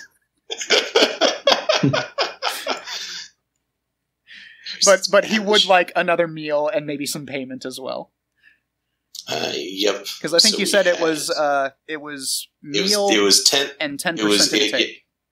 Yep, it's a meal which is 5 silver pieces and then 10% of the take. The take was basically 50 silver pieces. 50. It was 50 gold, wasn't it? 50. Wasn't it? Oh no, you're right. Yeah, it was 50. Well, No. You're right. You're right. It was 5. That it number was 5 includes GP. all that. So I'm turning it back into silver for maths for conversion purposes. So basically, this is why I prefer the just everything is gold in Moldvay, because it makes it so much easier. So 1, 2, so 3. So okay, so we got so we pay out 25 silver pieces to the hinge folk. Plus another. Okay, so basically the petty cash turns into wages and meals for everybody. Mm-hmm. Sounds like a plan. And we have actual loot. We have gear. No. Do we have any? So the crossbow and the bolts and the scale mill need divvied out as well. All right. Does anybody really? Because I'm assuming that you guys that are basically fighters can't really use the crossbow. Like the only person who could use it would be. Oh no, fighters can use everything. No. That's their power is all of the weapons. Oh yeah, no, that's right. But you don't get bonuses to it unless you have a high dexterity. Which I'm looking at Ulrich's character sheet. He doesn't. His dexterity bonus is 0. Bob's is 2. And Sven has a +1, so he could use the crossbow and, make good with it. Cobort and Taruko don't care. Yeah, I'd say either give the crossbow to Sven or stick it on one of my hirelings for backing fire. Did you do a roll for their attributes and everything like that? They have 4 hit points, and that's all we need to know. Fair enough. All right, so yeah, we'll just assume that if one of them wants it, they can use it. They're not going to be like the best. Yeah, crossbow they're fighter ever. types. They can use a crossbow. Now, I do have a question about that scale mail. Are you treating it as plate? Yeah, because the May rules. I have it? Sure, fuck it. Yeah, if that's okay with all the party. If that's okay with the rest of the party, like I say, Cobort and Taruko do not care. What was the other hireling? Rothric, the torchbearer that you guys hired, cannot wear it. He's not. Yeah, he's a dude, just a bloke. Yeah, he's there to carry shit for you guys. Which is an important role. Yeah. Warlin is wearing leather armor. So he would kind of like it, but you guys are more important than the people that you hired. Well, if I put on the scale plate, I'll give him my chainmail. Also, Warlin did not do anything in the fighting. He did not. He was with the twins or the siblings covering our backs. Yeah, he was covering your back. So if you want to take the plate mail essentially and give him your chainmail, that's perfectly fine. We can count that as some pay for him, and he can work it off. Actually, that's not a bad idea. If you guys want to go ahead, so if you're treating it as scale, then that's 60 GP. Chainmail. Chainmail is 40 GP. Chainmail, that's right. If you give him your set of chainmail, that's 40 GP. He was willing to work for you for 5 silver pieces a day. So that's like 2 months of service. And 10% of the take of any treasure that you guys got. So yeah, that's like, you just hired him for like 2 fucking months, so long as you keep divvying up a little bit of the take his way. Okay. That seems reasonable. So yeah, he's insanely grateful. And if you want to adjust your armor class and everything like that, so that... Yep. Let me find it here. Yeah, so you're now wearing what amounts to plate mail, so that means you have a base AC of 3. So unless you have any bonuses to that, like if you have a higher dexterity. Right, so I got a higher dex, so that's an additional 1, drops it to 2. I have a shield, drops it again to 1. Okay, so things are really going to have to roll well to hit your ass. Oh crap, I forgot to add, the +1 AC for it being a shield in the first place. Ulrich also possesses AC 1. Okay, so yeah, it's a good thing that you guys have, like, things are going to have to get really lucky to hit you two. Like that lizard. Yeah. Fucking lizard. That was one hell of a fluke, man. That thing, like, just bit clean through your fucking armor. Yeah. That's fantastic. All right, so everybody's paid. We've prepaid for tonight and another night at the inn. Let's rest up and go back. All right, that sounds like a plan. Everybody is good to keep going. We've been at this for like an hour, right? Something like that. Yeah, no, I'm still good. And let me check the. Okay, we've actually been playing for like 2 hours, but if you guys want to keep going, we can. I'm still game if y'all are. Sure, I'm up for another round. All right. Yeah. All right. So, lizard feast, drunken revelry, pile of winches, and that was back actually to a pretty damn successful venture. All right. Wait, so, pile of winches. My special power might come into play. I read the wording on that power. It was unambiguous about maybe. It won't matter for like, I don't know, like 2 months. Not until they start the show. Then you might have to get some extra treasure to pay child support. Oh, man. Oh, adventure. Okay, so you guys rest up at the inn for the night, and then you head on back out to the Moathouse with your followers in tow. Okay. All right, and you guys are walking up the road, and I need to go and check the dang old diddly thing here, because there's something that I'm supposed to do with the, okay, yeah, here we go. So let's see how lucky you guys really are. Ooh, okay. As you are walking down the road, you get jumped. You know, you're passing this pool of stagnant water, and as you pass it, 6 giant frogs jump out of the water and attack you. Ha-ha! And they are really, really hungry. 6 frogs? You guys don't have any mounts, so you're good on that. And yes, there are 6 of them, but only 2 of them are really big. I mean, they're all really big, but only 2 of them are, like, monstrous in size. There are 2 that are about the size of a man, like your average guy. And then there are 4 that are about the size of a large dog. And they are looking very hungrily at you. All right. Attack, lads. And also lass. I've Lass, rolled initiative. who are you? What woman are you bringing along? One of the hench folk. Oh, one of the hench folk is a woman? Yep. Okay. Alright. So let me just roll a d6 for initiative. Ooh, the frogs win. Dang. Son of a bitch, frogs. Okay, well. And were you guys keeping to your marching order, or were you just... I would assume so. Okay. Like, Yeah. All right. We may not have been on the entire trip, but as we approach... So that's the 3 fighters in front with Turok and Bob in the middle, and then the hirelings in the back, right? Yep. Oakley dokley. Well, we'll just go down the list here because we're doing group initiative. So, the first frog is going to try to attack.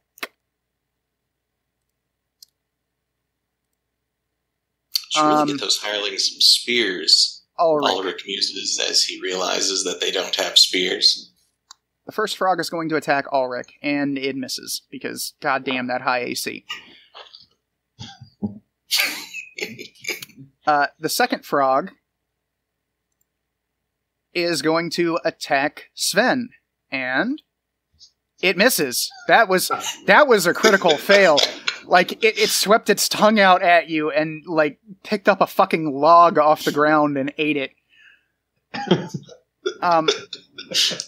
Those were the 2 big ones. So then we have 4 for the the small frogs. This one is going to attack Connor. And what's your AC? My AC is 5. 5? Uh-oh. It just barely missed your ass. Oh. Okay. Slippery frog lips all over your bod. Yeah. Like, you felt the wind off of that, but it did miss you. The second one is going to attack Turok. And it just, like, it tried to jump, and its legs just slipped out from under it on pond slime, and it just went face first in the mud. Gotta finish these quickly, they're using up all the GM's botches. Yeah, seriously. Okay, and then this one attacked, let's say, Warlin. And it... I assume, given that he's wearing any armor whatsoever, that 11 doesn't tag. Oh, yeah, he's wearing leather armor, so that would be... Or wait, no, wasn't Warlin, wasn't he the one... Oh, yeah, that's right, he has chainmail now. Yeah. So, yeah, that absolutely doesn't tag. That's 3 of the small ones, and then this one is going to attack... what was your hireling? I've got Rotha and... They rhyme, which I probably need to fix. I'm just going to confuse them. I've got Rosa and Rothag. Rosa and Rothag. This one's going to attack Rosa. Alright. She's got leather and shield. That looks like it hit. Oh, let me switch back over here. Oh, yeah, no, that hit. Okay, let me work out how the frogs attack.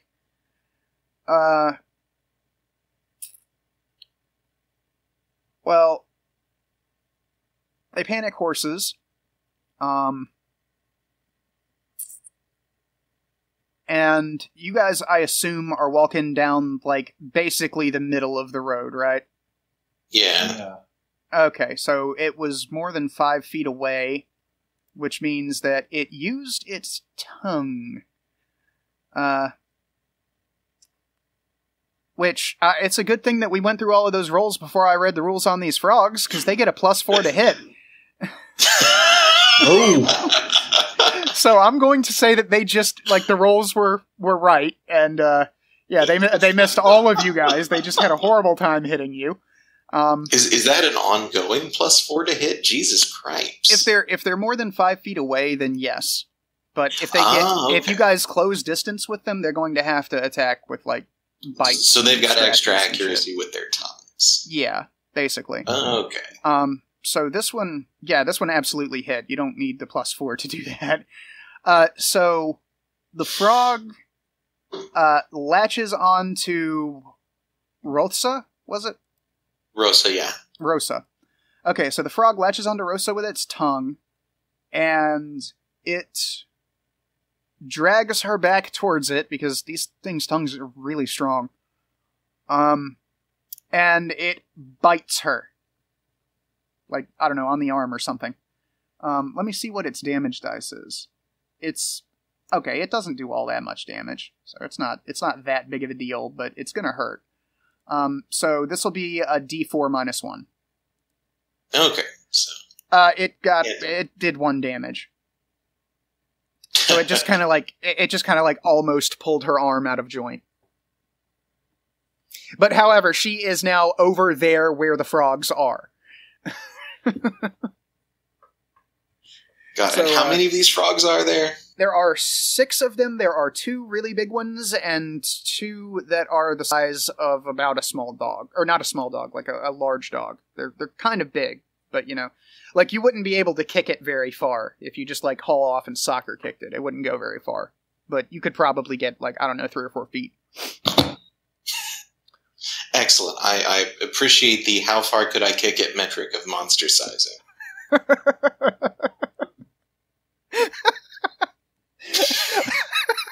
I should write a rule system with that exact metric for the size of the monsters.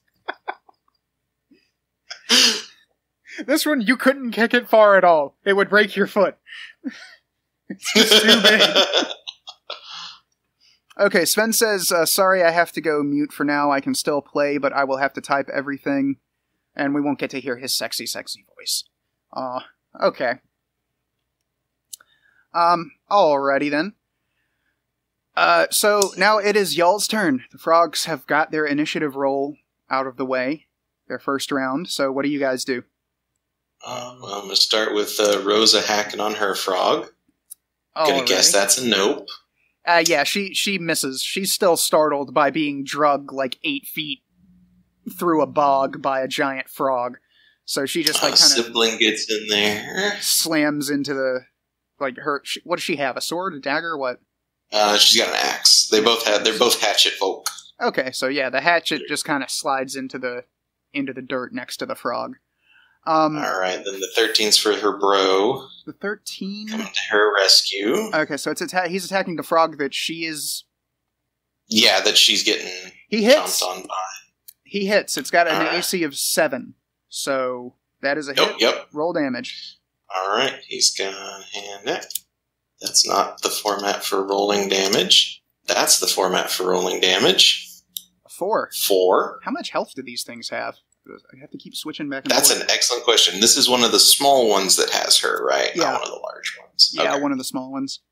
Okie dokie. So, it now has 3 HP. So he just, like, cut one of its legs off. Boss. And we'll say that spooked it just a wee bit, and it let go of Rosa. Nice. Okay.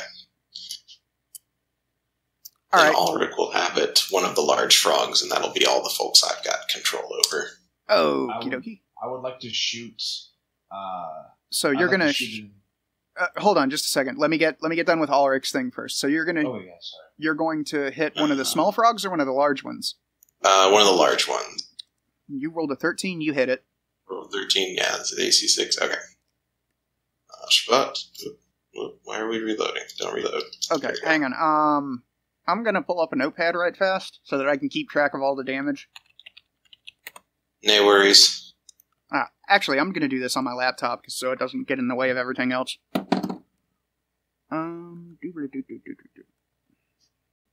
You attacked one of the big ones, right? Yep, one of the big ones hit for 5. All right, hit for 5. Let me see their HP. I think it's 13, so that would be 8 left, right? Yes. All right. Just a sec. I really should have had this up before we did anything. So the one that your hireling hit, it has, what did he do, a 4? Yeah, he did 4. Okay, so it has 3. And then these all have 7. Alright, sorry to put the game on hold for a second like that, but I'm not going to be able to keep track of this in my head. So, I'm really not good with numbers. Which why I would want to play a number-based role-playing game when I'm not good at numbers is... Absolutely, you've made the correct choice with your life. Yeah. Okay, so Connor, you wait. Sven wanted to attack. He charged them while Ulrich was rolling up his people. So Sven will run over there, and as Sven is running, Connor will shoot over his shoulder. You have... Dang. Oh shit! Yeah, you hit. You hit. Which one did you charge? The big one that came after you. Okay, so that is which one did you hit? Ulrich, did you hit the one that came after Sven or the one that came after Coboard?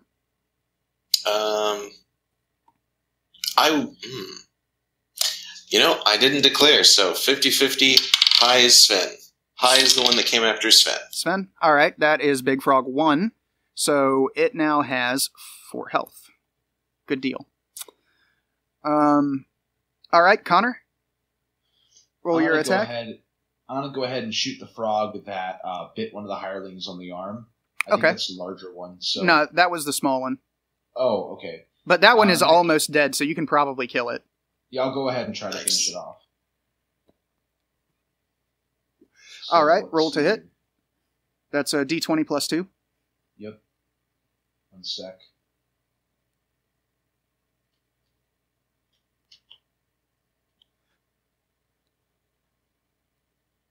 Wow.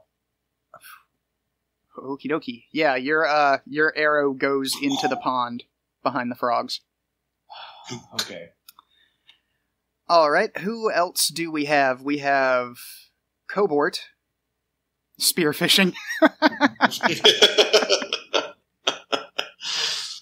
Yep, we've got Cobort, Turok, and Warlin. Okay, so Cobort is going to attack the frog that went after him, because fuck that frog. And he hit. That was damn near a perfect critical. So he has a longsword that's D8, if I remember right. That is correct.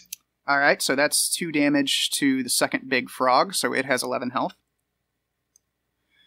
Turok is going to attack the small frog that went after him. Oh, and he failed. Like, his quarterstaff, like, he trips on his quarterstaff and falls over. Out of surprise, of course. So then we have Warlin. Warlin is going to attack the one that bit your hireling, try and kill it. Alright. And he succeeds. He has a long sword, so he does 5 damage. He kills it. He just, like, cuts it straight in half. Alrighty. That's that frog gone. And I think that's everybody who can attack, because Rothric just has a dagger. He's not... Yep, that's everybody but the light guy. Okie dokie. So, the first big frog is going to go after Sven again, because it's got his eye on him. And y'all have closed the distance, so... Hold on, Sven is typing. I am a delicious piece of man meat. Yes, you are, Sven. So it's just going to try and bite ya. And it failed. It's just like you got your arm out, like you saw that attack coming and just straight dodged it. Good job. The second big one is going to try and attack Cobort again. And it misses, because Cobort is like the hardest person to hit in the entire party. Except for Rothric, who stays the fuck out of the way because he's only got 2 health. And the small ones are going to, the first small one is going to go for, well, Connor, you're out of range right now, and there are more pressing threats. So it's going to go after Ulrich. Alright. And it hit. Ooh, baby, did it hit. That was a natural 20. Holy shit. Alright, what do I have to roll for damage on these things again? It is... was it D4 -1? Yeah, D4 -1. So it hit for 1 damage, but it really rocked you with that 1 damage. Like, it didn't hurt that bad, but...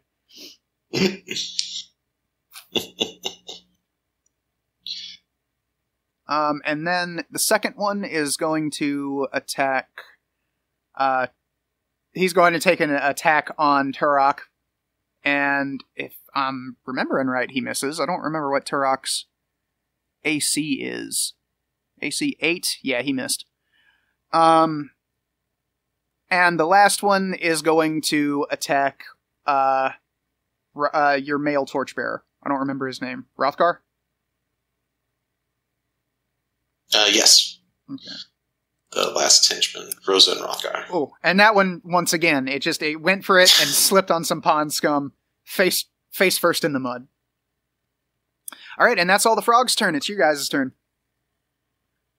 Alright, so we've got one mostly dead large frog, one injured large frog, and 3 full health small frogs.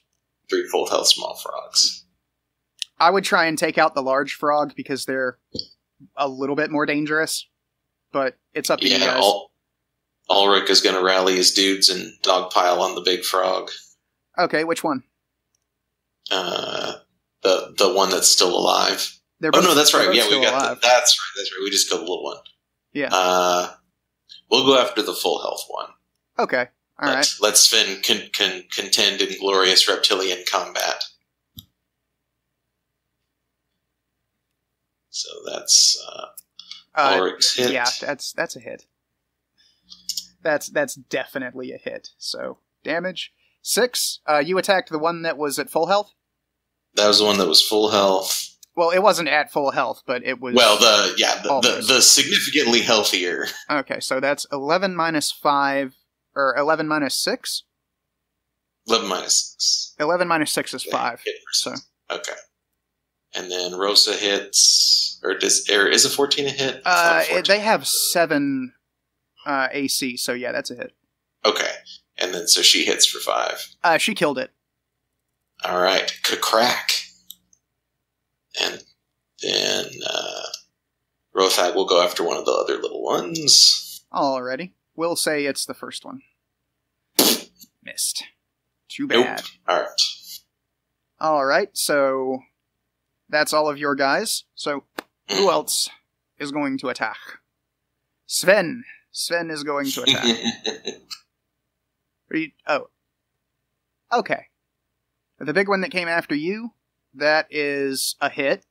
And it's like... like you delivered a devastating blow to this thing. It wasn't doing too well, but it's about to die on its own. Like, if you leave it alone, it will bleed out. This thing is not going to survive this combat. So, okay, that means that it's Connor's turn.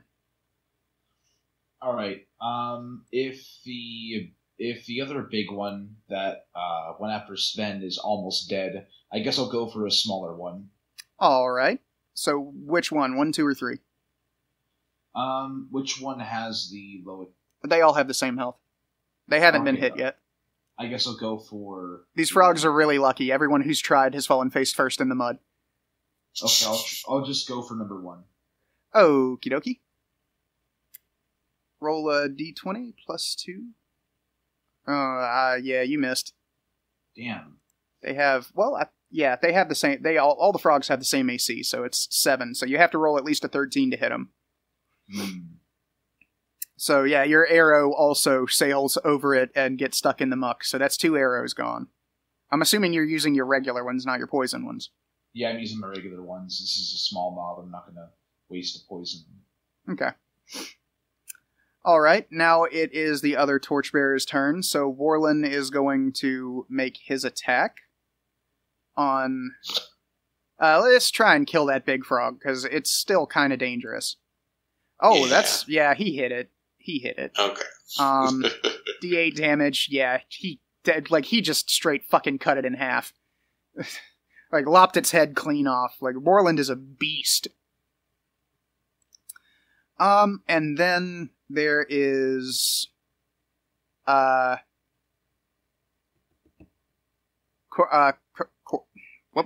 the fucker's name?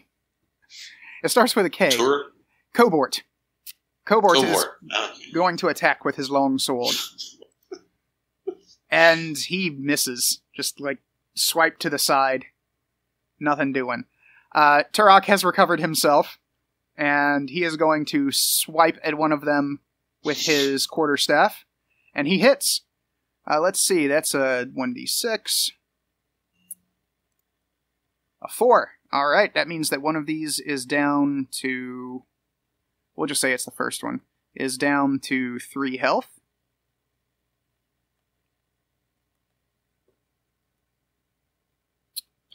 And that's everybody, isn't it? That was the hirelings. Warland. Yeah, you swung for all of the GM hirelings. Yep. Okay, and these things are dumb animals, so they're not going to rout.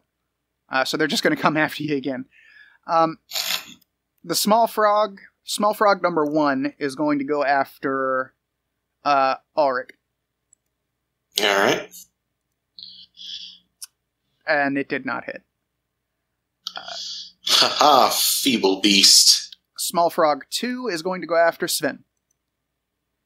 And I don't think it hit. I'm pretty sure it didn't hit. Nope, 17 is not enough. No. What is Sven's down to 1? Yeah, he has Sven's AC. 1 AC. He's a monster. And then the third one is going to go after Turok. And it missed. Yeah, he's got a really, really high AC. His AC is 8. So he kind of got lucky there. Alright, that's the frog's turn. Now it is time for the party to go. Yeah.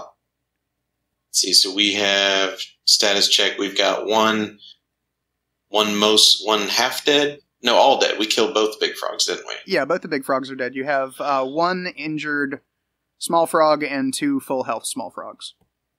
Alrighty. And they are still looking at you hungrily because they're dumb and their brain is about the size of a walnut, so they think they have a chance to take you. Alright, Ulrich on the injured small frog. Yeah, that hits. So you have to get at least a 13 to hit these things. Yeah, these are AC 7. They're dumb and weak. Alrighty. Wait, don't you have a higher strength or something? Or did you nope. Just... Okay. I don't have a bonus from my strength. I can hit them with a 12 because I've got fighter skills, but not with that roll though. Okay. Rosa fails to hit, and Rosag fails to hit as well. We're sitting this one out. All right. Sven, what do you do? Oh yeah, you definitely hit, and you which one of the... Go after the big one. There aren't any more big ones. Pick one of the small ones. One of them is severely wounded, and then the other 2 are at full health, and if you pick one of the 2 that are at full health, you can kill it with that. Okay. Alright, well you just, like I say, just cleave one of the fucking frogs in half. And it is gone. It is not coming back. Take that, Pepe. Okay, Connor, your turn.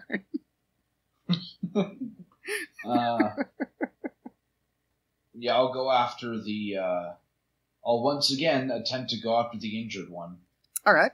With a normal arrow. Damn, you are just... This game hates me. You are not rolling well right now. No. Alright, and then there's the hirelings, so... Warland is going to attack the low health one, see if he can kill it. He misses. Cobort is going to attack the... They're just all going to go after the low health one, see if one of them can kill it. Cobort hit, so he does a d8 because longsword.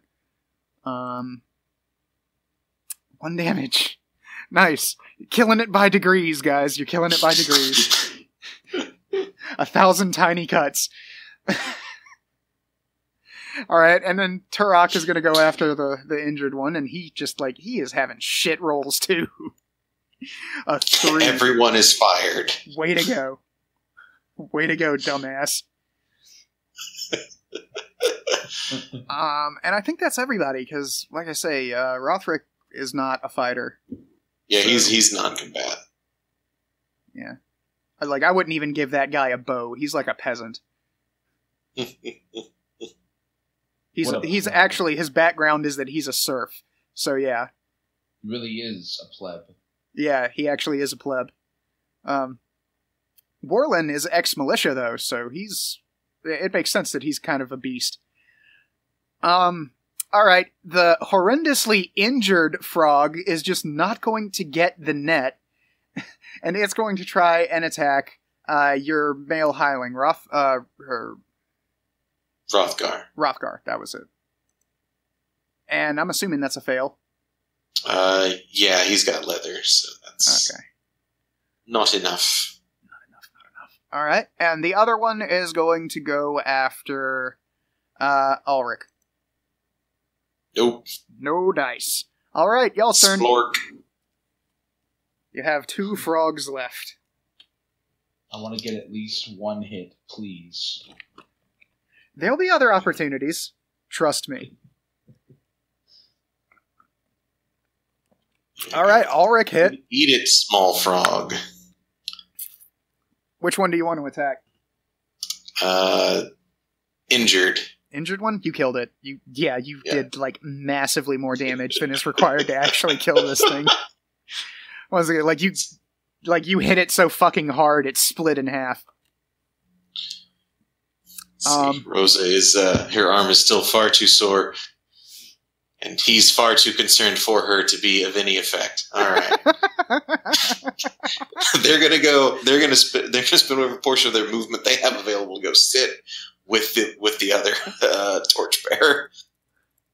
Alright. Think about what they well, there is one frog left. Connor and Sven, you guys go ahead. Look, Sven, just sit on it and then let Connor kick it.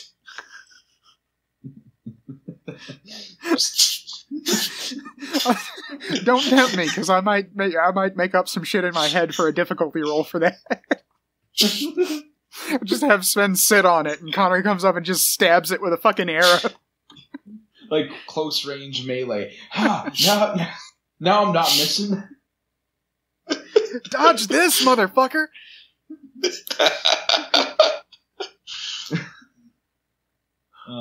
Okay, so Sven missed. Connor? Damn. Alright, so... not Rothric. Warlin. Warlin hit. D8? Alright. 7, he killed it.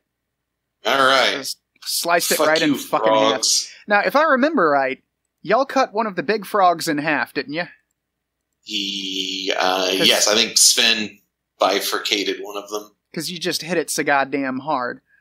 There was some special note here about one of the frogs having something.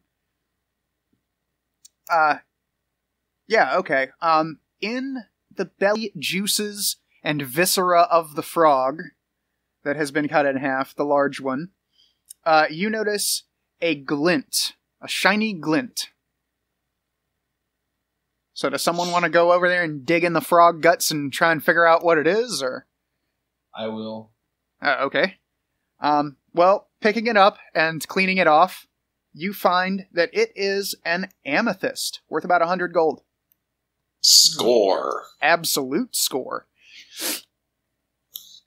That's 100 fucking experience for everybody right there, on top of what the frogs are worth. The frogs are worth, 70 and 64 for the big ones, and 29, 28, 26, and 26 for the little ones.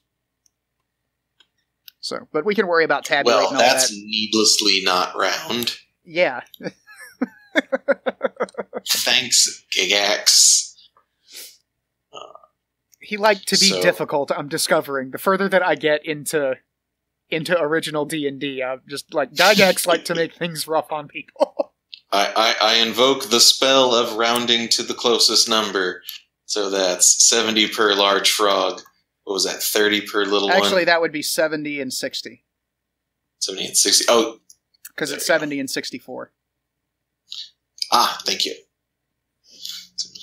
For large frogs, it's 25 per small frog. Then it ends up a round number. Boom. Victory. Yeah, so that's 30, 30, 25, and 25 I like it. for the small ones. All right, so it was nice that nobody was injured. Ulrich has suffered a point of damage. Yeah, Ray is here. If you want to hop into the game, we can just say that you meet an elf in the Moathouse, who is very stupidly seems there by entirely herself. Very stupidly there by herself. So do you want You to... should have seen these lizards. It almost took Sven's arm off. So do you want to hop into the game? Because we're going to go for a little bit more.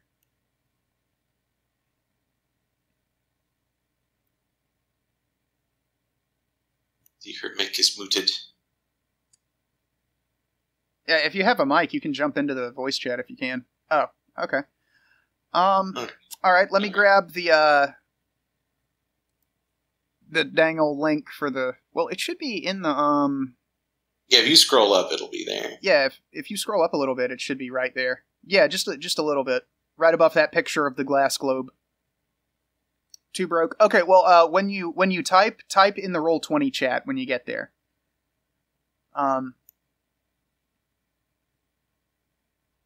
That way we'll be able to see and, read it out for everybody who's not paying attention to the chat.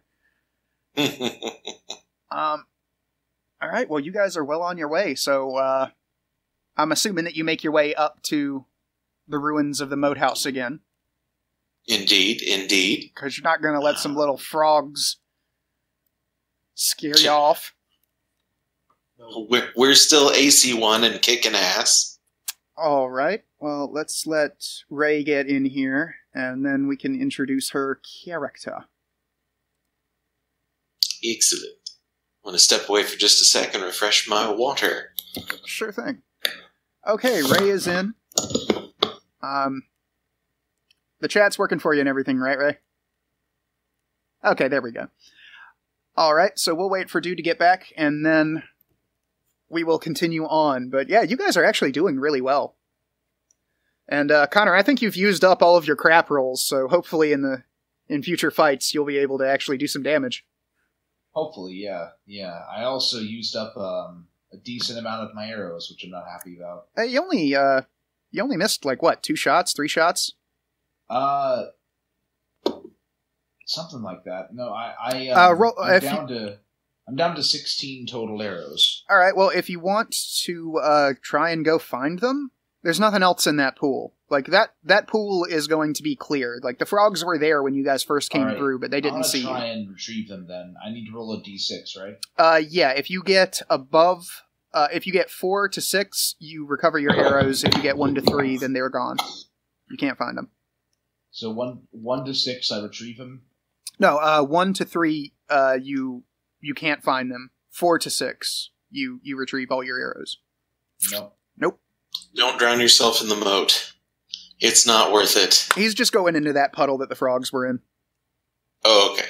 All right, Just keep trying to you get my arrows. are also you also have some stank about you now because of the stagnant puddle water. Oh, fun. Dwomp dwomp. All right, so as I'm you a dank guys, stink. you are currently the dankest member of the party. Yep. So as you guys walk through the gate, you see an elf poking around in the ruins of the Moathouse courtyard. Hello there.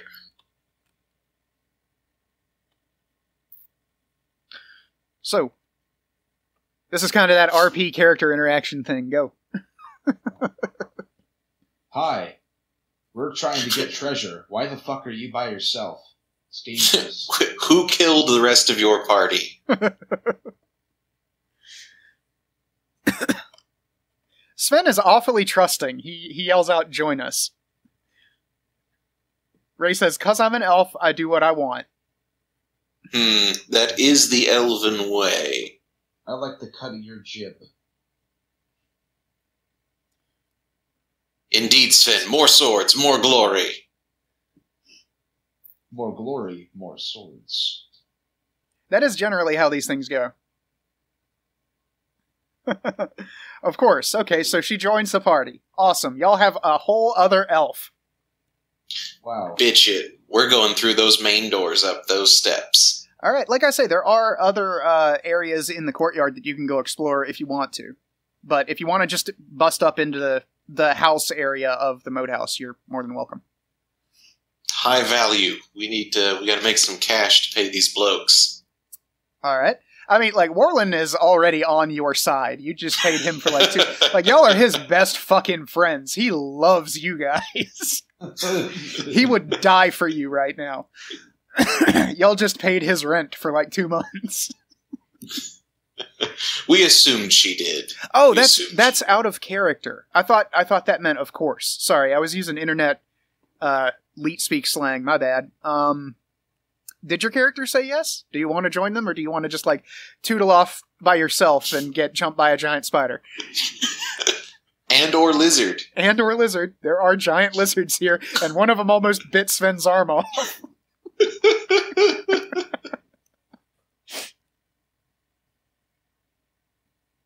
He did get better. Be careful. Those lizards can be rather disarming. Oh. Oh. She says, "I guess I could use some kinship."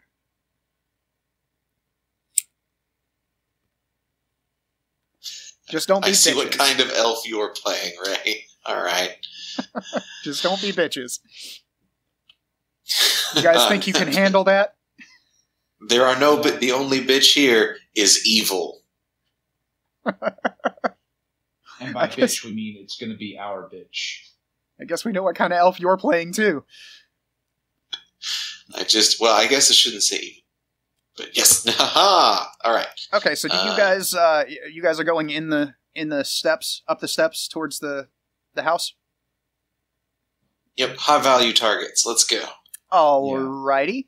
The staircase leads up to the house portion of the fortress. A careful examination, which I assume that you guys are going to because there's loot strewn all over this fucking place. Yep, and we're adventurers, and we don't like having our ears, nostrils, or eyes bored into. Yes. So a careful examination of these steps reveals that some traffic, human, animal, and perhaps otherwise, comes this way. The doors at the head of the stairs are broken. One is lying flat on the floor, and the other is just, like, busted in, like somebody hit it with a battering ram. And there are also skeletons scattered around on the stairs, mostly in pieces. You see a couple of human skulls, but the rest of them are pretty unidentifiable. But a couple of them have big, nasty, pointy teeth. Excellent. Skeleton warriors. And or warriors who have now since become skeletons. And you are in the Great Hall. So, this was once a great audience chamber, as shown by the tattered banners and tapestries on the walls, destroyed furniture, and heaps of rotting cloth thrown into corners. Once richly appointed, it has been thoroughly searched, sacked, and despoiled. Leaves and dirt cover the floor, and cobwebs hang from the walls and the ceiling above. Looking up, you see that pieces of beams and chunks of stone poke through, indicating that the upper stories of the place are totally destroyed and likely to be impassable to anything larger than a rat. Let me see something. There's a table that I can use here. Let me see. There we go. Alrighty. This is... Oh, no, that's absolutely the right... We do not want to use that table. Alright, I'm going to roll a d20 right fast. And we're going to see what happens.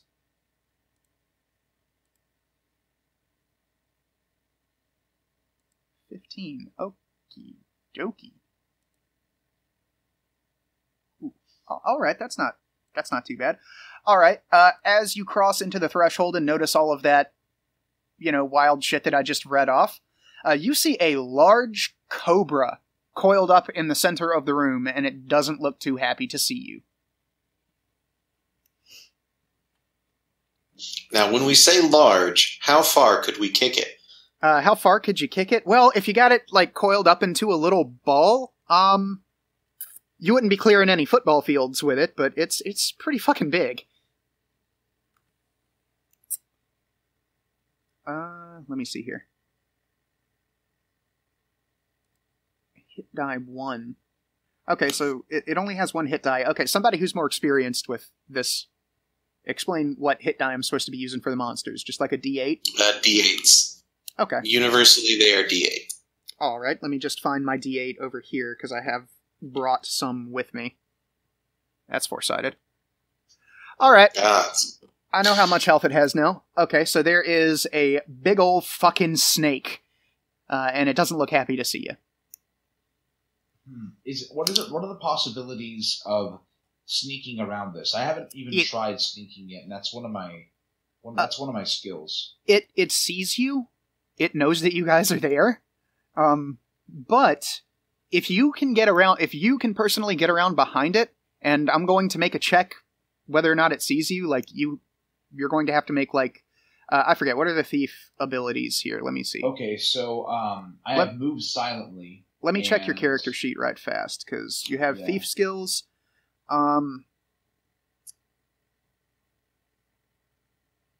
We'll say it's a move silently check, but if it's distracted by the other party members, if you let Sven and Ulrich and Cobort go in there first, it's going to be very distracted by them. So we'll say that you'll be able to walk around it. Okay. All right. That seems Sven says, can we go around it? No. It is about to attack you. Roll initiative. We're not even fucking with that. Ray says, are my new brethren afraid of snakes? Okay, let me see. You have taken it by surprise. 6 versus 1, you win the initiative roll. Have at the serpentine, bitch. He said, missing dramatically. Yeah, you, it ducked. You swung your sword at it and it just ducked. But you see, it was merely a clever maneuver to get it to ditch into the path of Rosa's axe. Clearly. Okay. Elven strategery. Alright, so Rosa has taken 3 hit points off of it. Okay, and it is not happy. 7. It is, you're close, but it's not happy. Alright, who else is going to do some stuff? Are you going to use your other hireling, or? Okay. No. He's already hit it in his hireling is already, you can't try to charm it. His hireling has already hit it in the side with an axe. It's very unhappy. Although that does remind me to verify, does charm person, I think charm person specifies that it has to be humanoid. Who just rolled a 1? Rogar. I'm gonna be nice and say that he didn't accidentally hit one of you in the side while swinging at the snake. This is why we're getting them spears. Yeah, that's on the that's on the list. That's going to be in the budget next time. Sven killed it. Sven just chopped its fucking head off. Yeah. Nicely done, Sven.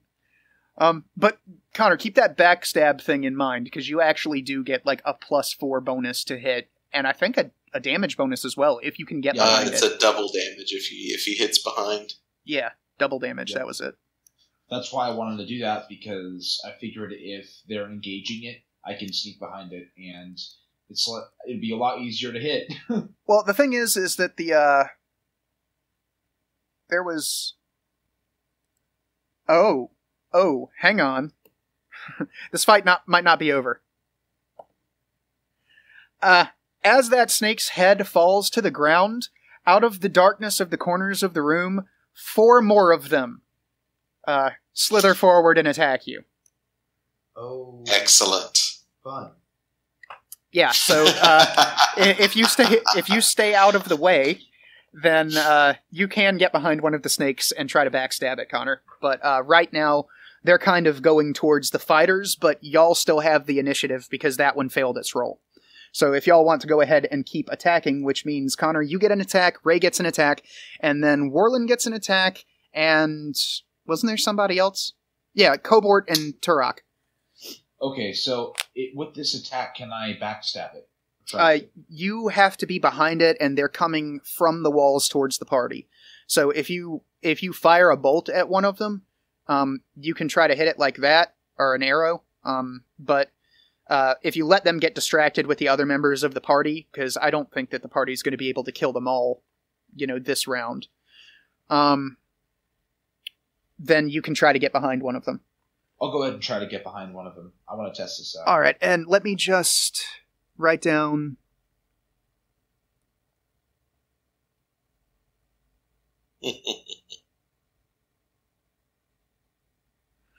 Alrighty. They are good to go. Ray says, I shall defeat the slithery beasts. And it's starting to get cold in here. I'm going to go get my space heater. No worries. We'll strategize how to not save versus poison and die. Oh, it was right there. Okay. It's like 5 feet to the right. Cobras mean more poison for my arrows. That is true. They all do have poison glands. 5 cobras mean we tie their tails together and make a poison flail.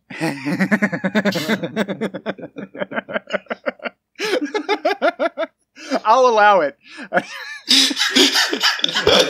I'm not even kind of fucking joking around. If you want to do that after killing them, if you can find enough intact snakes, yeah, you can make a poison flail and just, whap people with it. She has ventriloquism and magic missile. Thank you. I can't see her character. I remember us talking about that. How do I roll again?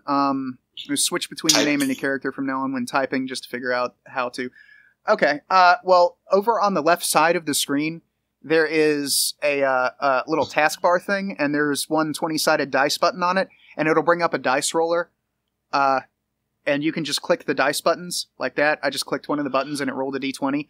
Or you can type / roll 1d20 or 1d8 or whatever. All right. So, Sven, what are you rolling for?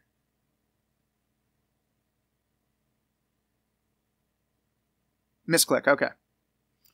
All right. So that means that it's the hireling's turn, isn't it? Or Connor, did you want to attack one of them? And then Ray gets an attack. I wanted to sneak behind him. He's continuing to move. Okay, so you're continuing to move, trying to get behind them. All right. Well, that's fine, because if you make yourself scarce, you just kind of fade into the background, they're going to be more concentrated on, the big group of people with swords and armor than they are on you. So, Tori, Ray, if you want to use your magic, then you can. But remember, you get, what is it? Is it 1 spell at level 1 or 2 a day? I think she had, we had 2 from bonus. Okay, you only get 2 spells a day. Which ones did you prepare? Because you can, since you have 2 spells a day, you can prepare Magic Missile twice, or you can have Magic Missile and Ventriloquism. Or you can have Ventriloquism twice. Those are your options. And we'll go ahead and decide that now.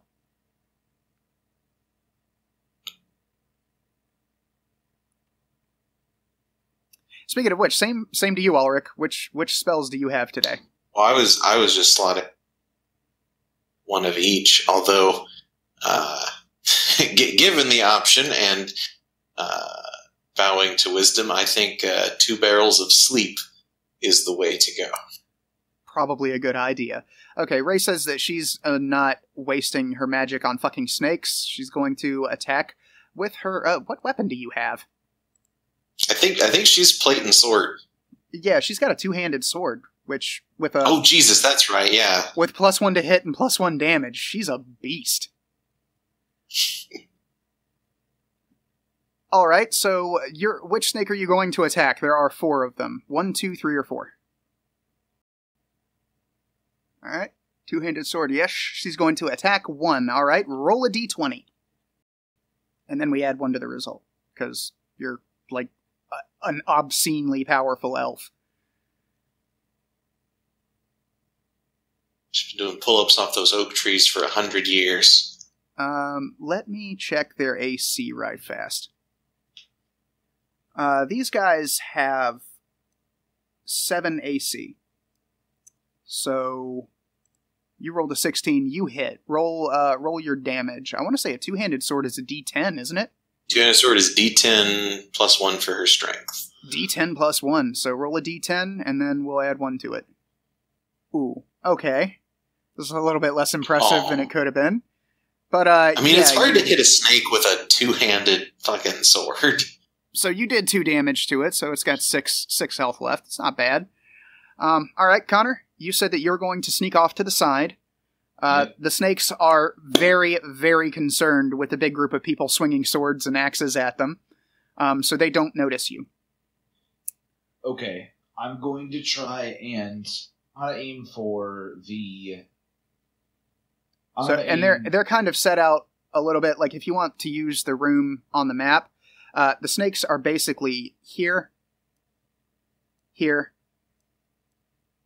If I can get that thing to do it again. Yeah. Yeah, you did it. Here, and here.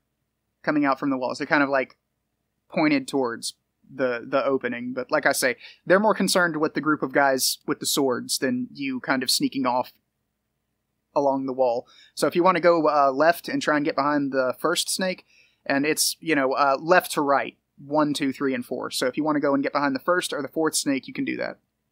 I'll go ahead and get behind the first snake. Okie dokie. That's the one that Ray is injured. Right. So you get, it's plus 4 for backstab, right? Yeah, I think it's plus 4 to hit. Yeah, plus 4 to hit, double dam. Okie dokie. So roll you a damn... Oh, shit. You can't get the map to work? What's wrong with it?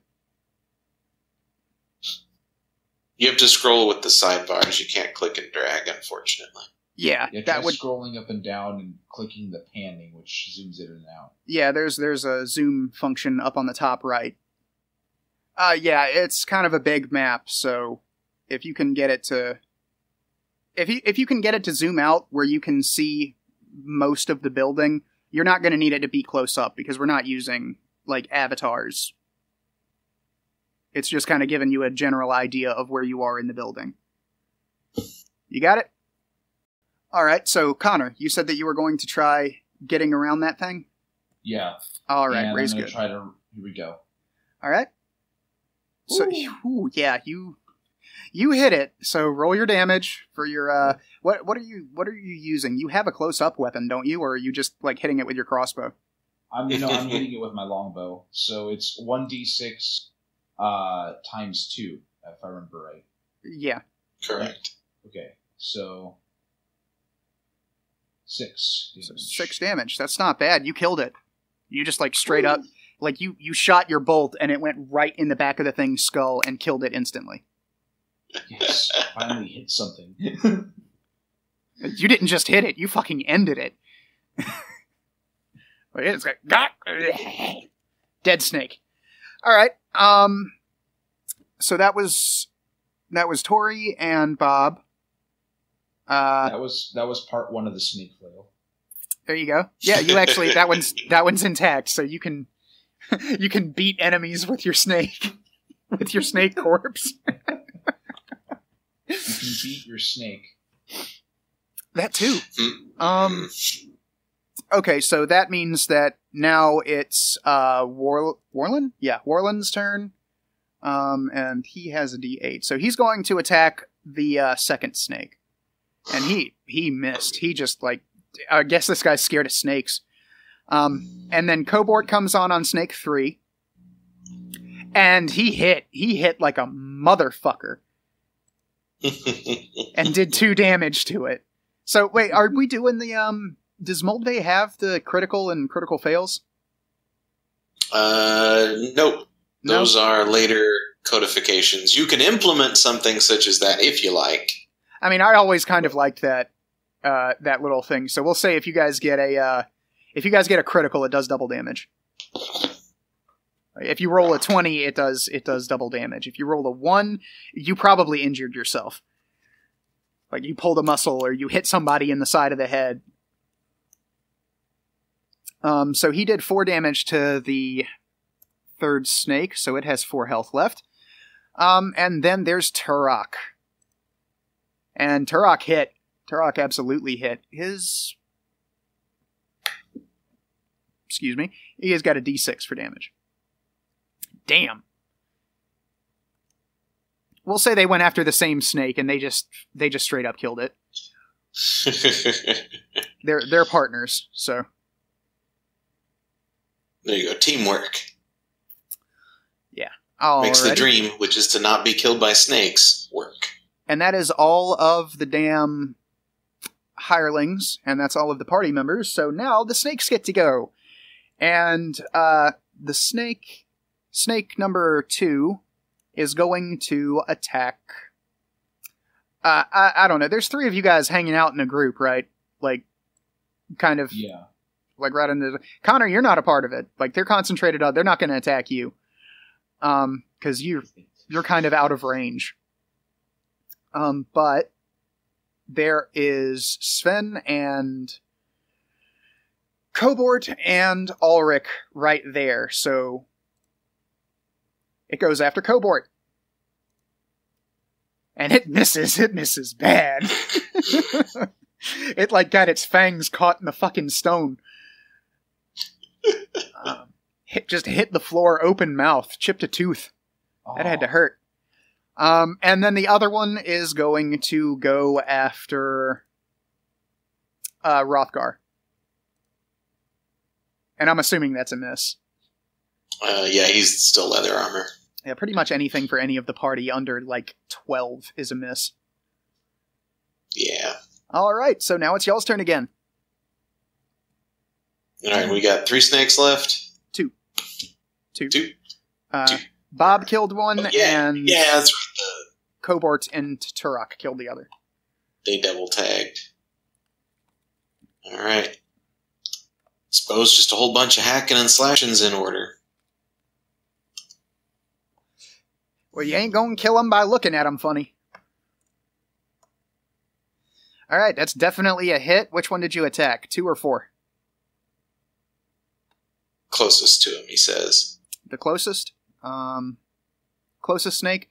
I reckon that would be 2, so you did 3 damage.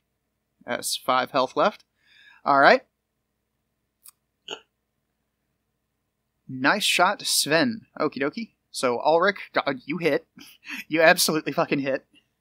Which one did you attack, Ulrich? I cannot hear anybody as... Okay, I can hear Connor. Oh, his Skype crashed. Or his Discord crashed. So he'll be back in a second. Alright, well, seeing as how he's working on getting his stuff back up, we'll just hold that 19 for now. Or fuck it, I'll do damage for him. He's using a what weapon does he have? His damage is 1d8. There we go. Alright. So that's a 5. We'll just say he killed Snake 2. Alright, there is 1 snake left. So that means it is up to Connor, Ray, and the hirelings. Right. I'm just going to go ahead and shoot normally at the other one. There's only 1 left. Yeah, you're like across the room from it anyway, so you wouldn't be able to sneak behind it before somebody. Like that would be your entire turn is getting behind it. Yeah, so I'm just going to go ahead and do this. 20 plus 2. Hey, what do you know? Oh, shit. You got a critical. Double damage. There we go. Alrighty. I killed it. 8. Yeah, you killed it. You, like you caught it right in the throat and just cut its airway off and killed it. Nice job. Awesome. Okay, so, yeah, and there are 3 full snake corpses there. Alrighty, so get a cat of nine tails.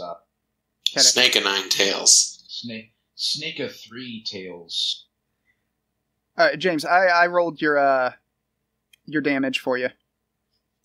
Okay. And you killed one of the snakes. Fuck yeah. Alright, well that is the snakes. Let me see if they have any kind of treasure or anything. I also want to see I don't if think I can that get they my would. arrows back. I used 2. I really don't think that they would, because this is like, well, they're stupid monsters, so they're not gonna know. I mean, gather. they may not have treasure, but like there might be stuff left over in the room from when it was previously. Although this is the middle, so maybe this got cleared out. Yeah, the Great Hall. There's no notes for any treasure or anything in the module on the Great Hall. So yeah, there was nothing but snakes in here. All right, I guess just the snake flail then. All right, so you guys are going to tie the fucking snakes together. Bust off a chair leg. We'll use that as the hilt. Works. That works. Jesus Christ. Now I'm going to have to make up rules for a snake flail on the fly. We'll say that if you hit, then you roll 1d6 per head, and if you get above 3, if you get like a 4 to 6, then the head hits. At least one of them will hit, but to get all of them, if you don't roll to hit with any of the snake heads, if you don't get a 4 to 6 with any of them, then at least one of them will hit if you actually roll to hit with the snake flail. And it will do what do the fucking snakes do if they actually touch you? Damage 1 through 3. Wow, these things are D4 minus 1. Are not all that powerful, but they do have poison. So yeah, D4 minus 1 plus like 1 poison damage. So we'll just say a D4. Rock. And then if the thing survives getting hit in like the torso with a giant dead snake, then it will lose 1 hit point per turn. And that does not stack. Just gonna go ahead and get that out there. That doesn't stack. If you hit it with all 3, it will only be poisoned once. We were gonna save that till we got to the Demon King of Infinite Pain and hoist you by your own recording. Alright. And if you don't take precautions with it, the snake flail will rot. It will start to rot in about, I don't know, like a week or so. It'll start to stink. That's the group corpse pile. Keeping track of what we busted up. Oh, that's just today. You've also last outing to the Moathouse, you have killed a large wolf spider and a large lizard, which was an incredibly dangerous lizard. That was okay, so where do you guys want to go now? Okay, well, I just rolled to try to retrieve my arrows, and I got a 3. You got a 3? Yeah. You know what? You've already lost a bunch of arrows to the frogs and shit. I'll say that you can pull the one that nailed the thing in its skull out, and the one in the fur. So yeah, you got your arrows back. Don't worry about it. Okay, cool. Soft target. It's not like you hit stone or like straight armor or anything with it. It's not. Yeah, they're fine. Yeah. All right. Let's. I'd say since we already cleared 17, let's clear that chunk that's 16, 13, 15, and 14. Let's go over to that side of things. Okay, that works out. Let me just read something right fast. Well, you also notice in the room, in the back of the room, there is a door. And the door looks like it has seen some work done to it recently. It looks like a reinforced door. But there are other things. So what were the numbers on those rooms that you were talking about? They're the ones to the left branch there. Right. The 16, 13, 14, 15, that section. Okay, so 14 through 17? Yeah. Okay. All right. There is... either way you guys want to go. If you guys want to go explore those rooms towards 17 with the barracks, where the giant lizard was, you can do that, or you can go check out that door. I think we should explore the smaller rooms first, because that door is feeling like it might house some more intelligent creatures than the dumb beasts we've been fighting. Obviously, some i.e., use tools where the treasure would be. Yeah, true. I got 2 barrels of sleep here for the right proper fucking up of bandits. And that doesn't matter anymore. I do still have poison arrows. Yeah, that is true. We can go check out the reinforced door. I think given that it's had new work, whereas the sides, or at least the bits we've seen, have been less handled. I'm not going to tell you which way is better or which way has less monsters or anything like that, or more treasure or anything, but both of them are worth going through and checking out. So, we're going to take care of all of it in due time. Oh, I don't doubt it, but I'm just letting you know it's kind of even. Like you're going to get shit and fights no matter where you go. So, Boss. I would say we should go for number 7 because it looks like a larger, more space to maneuver and figure shit out. I like it, and we already know our path of retreat if one needs to be beat. Yes, because we've got the doors open. Yep, I concur. All right, 7. Oh yeah, we have a thief. Yep. Thief the door. Check for traps. Listen for shenanigans. I'm gonna be thiefing the door. I'm gonna go ahead and check for booby traps. Alrighty. Now, this is something that I don't have much experience with, because I know that there's a roll that you can make. It's on a D100, isn't it? So with the thief skills. So thief skills in the context of Moldvay, thief skills are particular unbeatable thief abilities above and beyond the actual results of poking, prodding, and being careful. Right. Like that, like where it says climb sheer surfaces. That means if that is a wall of ice, he can climb it 87% of the time. Okay, so we would use a bullshit levels. We would use a D100 on that.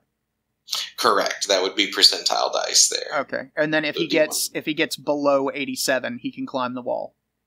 Exactly. All right, that makes sense. Now I know I wrote down the thief thing on my little improv DM screen here. My skill to remove or traps did I? Is at 10. Apparently not. Right. So that find remove traps that you've got there, that is the chance to do it in addition to any like role playing, like character action that you would take, like checking hinges, prodding in the lock, that sort of thing. It's low and shitty because it's like a save against fucking up level of skill, rather than like the contemporary D20 paradigm of that's the main way you're expected to solve it. All right, so if that's the case, then I think the first order of business would be to lightly rap on it with my knuckle and see if they're around the door and see if there's any place where it's more or less solid, just to see if there's anything waiting on the other side to swing down and slap me. It doesn't sound like it, no. Okay. Check the hinges. The hinges are solid. This door has been repaired recently. Okay, repaired recently. All right. Let's see here. And you've got a 2 in 6 chance if you listen at the door to hear any motion or activity on the other side. I'll go ahead and listen. Then. May as well. No harm doing that. You do not hear anything. Okay. And last but not least, I suppose I'll go ahead and check around the cracks and threshold to see if I can find any strange tripwires or machinations. You don't notice anything. It looks just like a normal door. It's just odd in this context because everything else has been like so thoroughly wrecked and left to rot, and this thing looks almost new. All right. That's the case, then I'm going to go ahead and open the lock. All right. You notice that it is locked. Okay. The door is locked, so if you want to try and pick the lock, you can. I'm going to try. Alrighty. Roll a d100, and let me see your character sheet. All right, well, the character sheet says that it's at 15 for open locks. So it's a 15% chance to pick it. Oh, boy. And if I remember this right, if you fail, it jams the lock, doesn't it? Or can you just not try it again? So the cost is time. So each time that each attempt that he makes is I forget their terminology, but it's essentially a sixth of a turn, and every turn you're supposed to check for wandering monsters. So he can throw it repeatedly, but like all right, hang on. Every hour there's a check. All right, with the wandering monster table, is it just like am I supposed to roll something to see if a monster shows up, and then if it does, I roll on the table? Exactly. So you roll once a turn, which is one. I'm sorry. Yeah, exploration turn. They do weird shit. Basically, so there's the 10-minute exploration round, and then there's the turn, which is an hour. So so basically, every 6 turns, you roll a d6. If you get a 1, there's a wandering monster, and then you roll on that chart.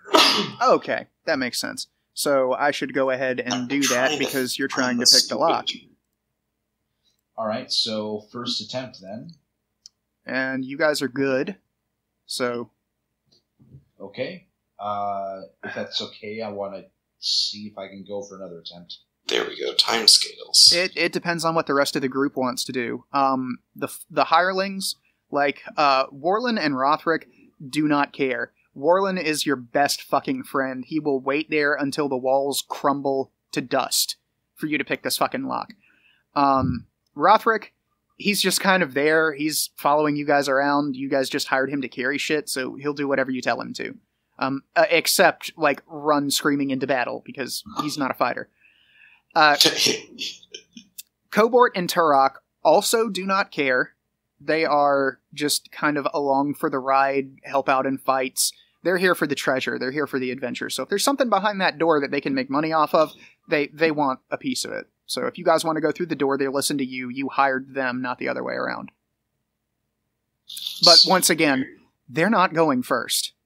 Somebody else is walking into that door before they do. Oh, here we go. I'm sorry. The Moldvay version of that is, so the turn is the 10-minute chunk. Every 2 turns, you check for monsters, and then a 1 means that monsters show up. So basically, every 2 tries, there's a check for monsters. And okay. Tori apparently doesn't care. She's with the party. She's just bored that we're sitting here waiting on him try to unlock this door. So every turn, you can try to unlock the door. I already rolled for wandering monsters for 2 turns. So if you don't make it the next time and you want to try again, you get another wandering monster roll, and you might have to fight something. But oh, got it. Bam. Nice. Click. All right, the lock pops. The door slides open. Roll initiative. Oh my. I'll do it this time. Maybe you better have a good roll. Yes, you're doing it this time. The bad rolls came back. Okay, hang on. It has been an honor serving with you, Connor. Fare thee well. Oh, okay. No. It's a gelatinous cube golem. Run. No, not quite. It is a golem, though. let me find out how many of these guys there are. You know what? I'll tell you what. I'm just going to do this. Ooh, okay. 11. Well, I know what action I'm taking. 11 bandits rush you guys. Oh, fun. And they are extremely not happy to see you. And they're also ready for you. Because they've heard you fucking with the lock. Okay. No, they heard you fighting a bunch of giant snakes in literally the other room. Oh. There are 11 of them. They are very angry, and they want all of you dead. Oh, well, that's a damn shame for them then, huh? No, you cannot seduce any of them. If you have Charm Person, you can try using that, but it's probably not going to be very effective. So, now, if we just hang on for a second, because I wasn't prepared for you guys to go and fight a shitload of bandits.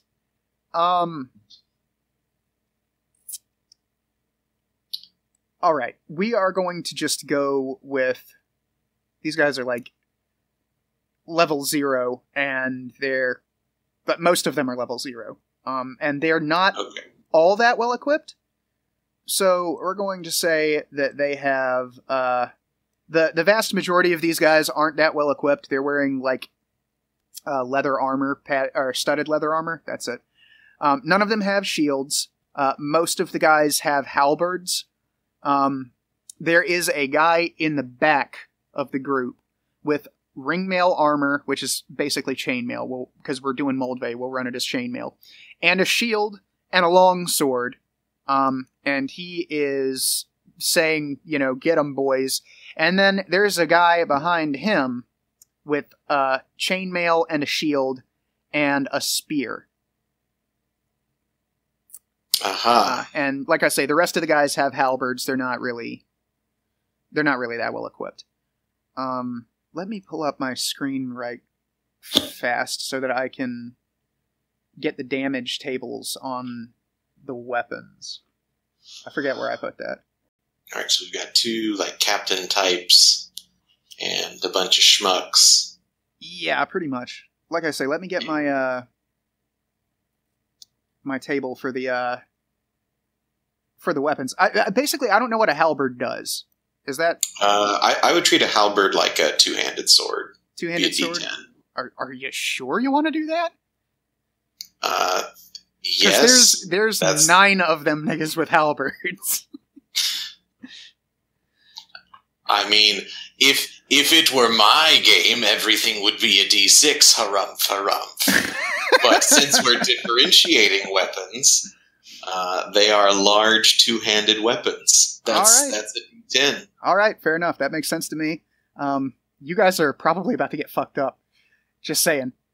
Here we go. I found the variable table. The halberds are basically pole arms, so yeah, that is a D10. You were right. I apologize. Bam. Slightly consistent logic. Here's important questions for you, DM. How many of them can fit abreast in that door? We're going to say 2. Alrighty. Do we have line of sight upon the captain folks? Upon the captain folks?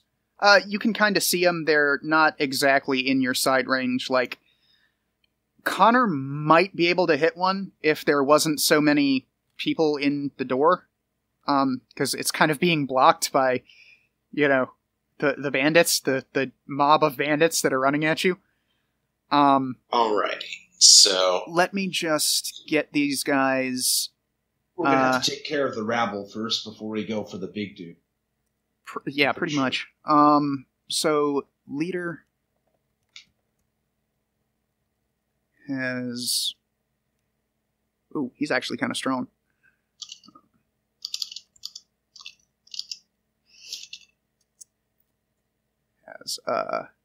Okay. And then these guys all have... Okay, so that's... I'm sorry, I'm kind of doing this on the fly, so I have to keep track of everybody's health. And I wasn't expecting there to be 9 of these guys in this room. It's all good.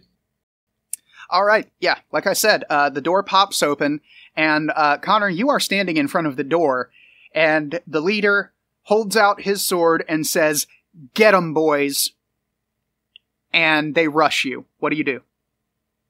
Okay, You guys won the initiative roll, didn't you? No. Nope. They won the initiative. Alright, well, only 2 of them can fit through that door at once, and I don't think that they're going to be able to push you guys out of the door and just swarm into the fucking room because you guys aren't exactly weak. So we're going to say that Bandit 1 takes a swing at Connor.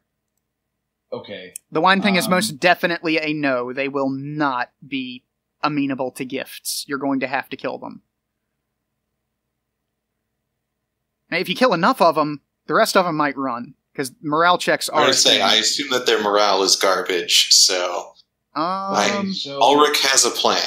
Let me see quick here. Question. So, I remember you mentioning that dexterity kind of factors into being able to, not get hit.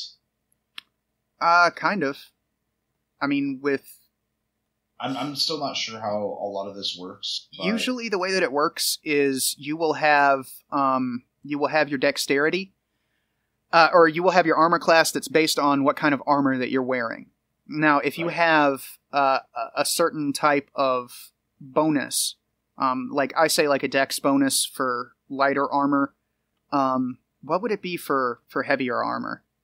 So it's still dex. It's still dex. So if you have... Because an extremely high dexterity, that will knock points off of your AC.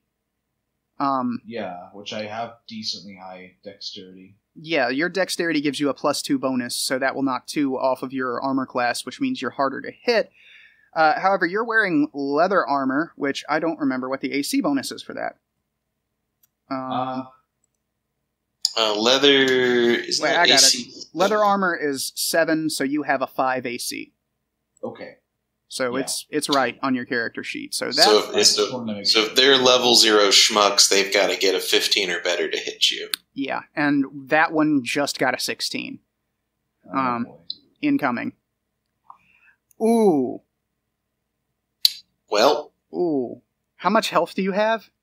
Enough that's just killed me. Yeah, that is like Yep. damn near double your hit points. Yep. So they just rolled out and cut your thief's head off. And that significantly boosted their morale. They weren't expecting you to be that easy to kill. all right. Connor's gonna have to roll a new character. Oh boy. Maybe I should roll a cleric this time. Don't worry, they're gonna strip your body of valuables after they kill the, Yep, everything of worth on you is going back to town. But alright, and then what was the marching order? Connor was up front, and then I assume that the fighters are right behind him in case the door opened Yep. on thieves like it just did. Yep, Ulrich is going to make a morale attack on these motherfuckers. Okay, so the one that just killed Connor pushes into the room, and someone takes his place and Thief 3, Bandit 3, takes his place in the door. Bandit 2 swings at Sven. And misses. Horribly misses.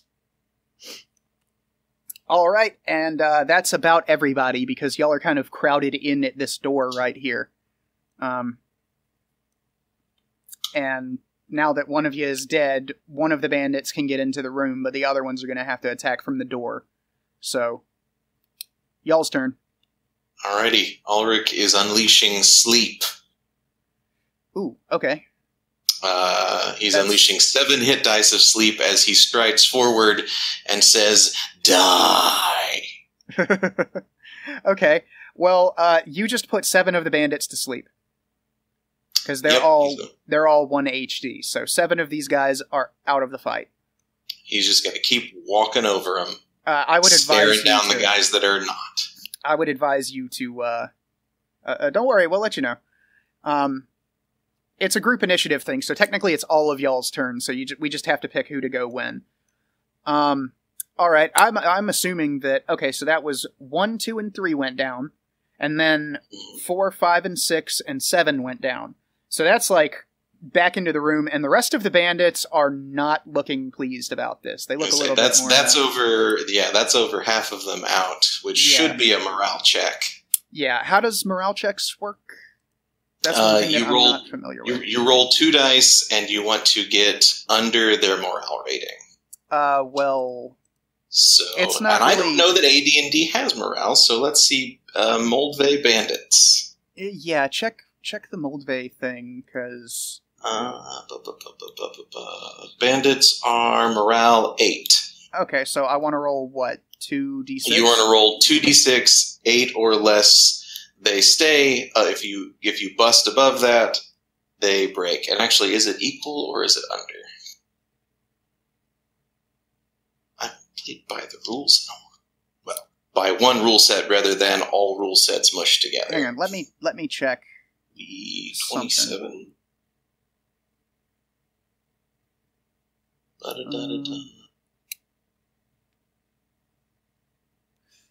Okay, it's equal or less.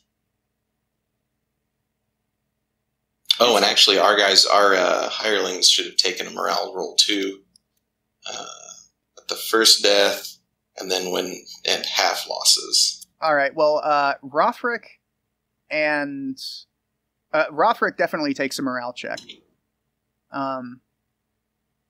So what would a serf's morale rating be? I mean, y'all have been doing pretty well so far, so he's pretty comfortable with hanging out with you guys. Warlin, I'm going to say there's no morale check on Warlin because you guys paid him really, really well, and he really likes you. So he's shook, but he's not about to run away. So for hireling... Cobort and Turok don't care. D7 base... Okay, so... I'm the one who hired them, so their morale is based on my charisma. Our guys are all morale 10. Okay, so Rothric takes a check, so this will be for Rothric. He stays. And this will be for the bandits. You said it was 8? It was 8, so and they break. They break and run. They haul ass. The bandit leader yells, "Never mind! Run for your lives! Every man for himself!" And they piss off to the southern eastern corner of the room where the wall is busted out and there is kind of like some planks across the moat that they've been using to get into and out of the Moathouse. So they're gone. I'm assuming that you guys the bandits aren't going to waste time trying to wake up their friends. So murder the sleeping banditos. Murder the sleeping banditos. So you guys killed 7 bandits. Just remember that leader is still out there, and he still has a few bandits with him. And he knows that if we see him, he will drop dead. Yes. All right. So we murdered the bandits and we tossed the room. That's a pretty sweet haul right there. Okay, so, and between the room and stripping the bandits, and taking their ears, I'm sure there's someone we can turn their asses into for reward money. Oh, yeah, we'll go with that. Sure, why not? There's a sheriff in Hamlet who'll pay you money for bandits. Boom. Bandit ears. I don't know how much the bandits are going to be worth per bandit. I've never had to put a price on human lives before.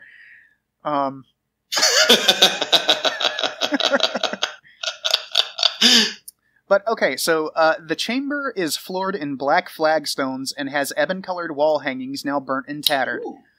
In addition to the usual jumbled wreckage that's all over the fucking place in this Moathouse because it's been absolutely wrecked. There are bedrolls in odd corners, and the remains of fires can be noted in the northern fireplace. That doesn't matter because you guys, they knew you were coming because you decided to fight the snakes. Alright.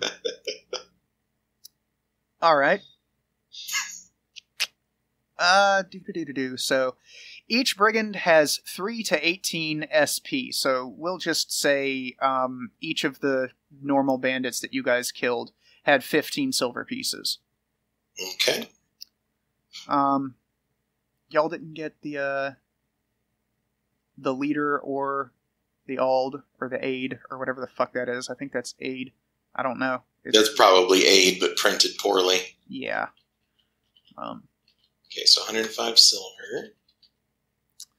All right, and I'm assuming that you guys are going to search this area pretty heavily, right? Yes. Because these guys. Yeah, this is where they were living. These guys left everything. They thought that they could take you. Like, they thought they could take you, and that was reinforced when they just, like, killed your thief. And then the elf put everyone to sleep, and the rest of them hauled ass. So, each brigand has 15 SP, silver, and, as you're poking around, under the rubble where the wall collapsed, you find a chest. And, if you want to take 3 turns of digging, or if you want to make your hirelings take 3 turns of digging, they can uncover it. Like, you can see it a little bit. They can double up. Hell no, they can triple up. Alright, cool.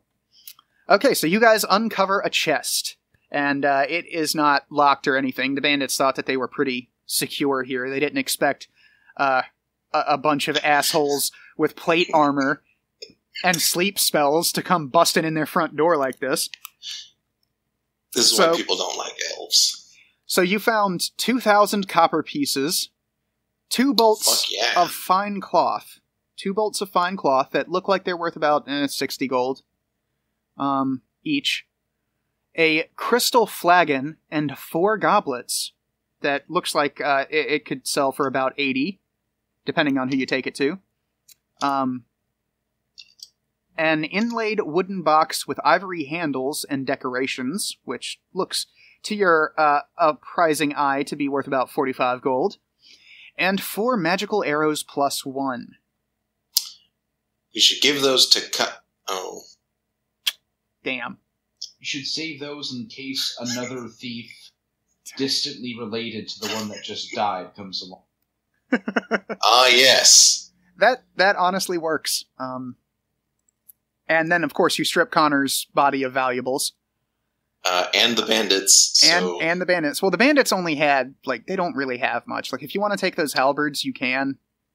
We are totally taking those halberds. But they don't really have, like, they're wearing studded leather armor. So if you want to peel the armor off of them and make your homeboys carry them, leather's only worth 20 GP. That is why they're here. All right. So y'all have, let's go over this. That is 7 dead bandits. I'm not sure what the XP rating on bandits are. To me, Moldvay Basic. Yeah. Do you have that up, or? Yeah, I got that. I'm okay. just flipping to the right page of the monster section. Yeah. I always overshoot them. So that's leather armor. 7 leather armor, 7 halberds. Man, that battle was over quick. I was expecting it to last a little bit longer, but this is why the sleep spell is so fucking boss in old D&D. Well, it's not just the sleep spell. It's the sleep spell in conjunction with morale rules actually mattering. Yeah. Yeah, that's true. Like, because if there was no such thing as morale, it'd just be, okay, whatever, and then they start waking their guys up, and then they chop us into pieces. But morale makes more sense than that. Because you just put, like, over half their group to sleep, and that freaked them out a little bit. Yep. Well, and there was a second sleep spell, so just in case that plan didn't go to plan... you just do it again. Exactly, and then everybody's asleep, and everybody's dead. Well, you see, you say that, but you don't know the hit die of the leader or his aide. I assume it's less than 4, and hoping that averages were on my side, would get about 8 dice of sleeping. Let me see here. Was my thinking. 16. So that would be 2 plus 1. And then that guy is 1. Yeah. So, yeah, that would be 3 of your hit die for just the leader and his aide. And then you would need another, 2 for the other bandits? So, yeah. So, 50-50! So, alrighty then. Let's tally up that take right fast. Someone is keeping track of this, right? Yep, I've been punching in there. It was 70 XP from the bandits. Don't know what the frogs or snakes were worth. We went over that, didn't we? We had the frogs. I lost that when it crashed. Oh, okay. I don't know that we did the snakes. Yeah, I don't think we did the snakes either. We were kind of Plus concentrating snake flail. Yeah, you got a snake flail too. That's very true. Let me find that wandering monster table again. All right. And obviously we're done here and returning with the loot. Yeah. Are you gonna bury Connor? And we'll bury Connor at St. Cuthbert's. Okay. All right. The snakes. What am I looking up for the snakes? XP. Well, it's not saying, like, there's no part on the... Okay, then it's just the base. So, how many hit dice were they? They are 1. They are 1, and they have poison, so they should be 15 apiece. Okay, that works. So that's 5 by 15. Nice. Go, useless nerd knowledge. Alright, so that's... I'm just going to have to... So that's 75 from the snakes. 75 from the snakes, 70 from the bandits, and then we're going to have to tally up the shit that you got with the... The XP from the gold. The XP no, right. From loot, forgot the frogs. Shit. Yeah, the XP that you get from loot is shared. Everybody gets that. So if you get 50 XP from loot alone, everybody gets 50 XP. If you get 50 XP from monsters, we divide it by the total number of party members and give everybody what the answer is. Right? Yes. Okay. Cool. So there we go. So 230 plus 145. So 375 from monsters. That's not bad. Mm-mm. That is not bad at all.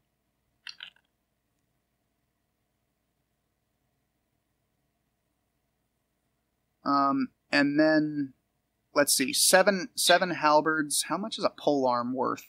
Let me look up my little table here. Excellent. Let's see. Polearms. Battle axe.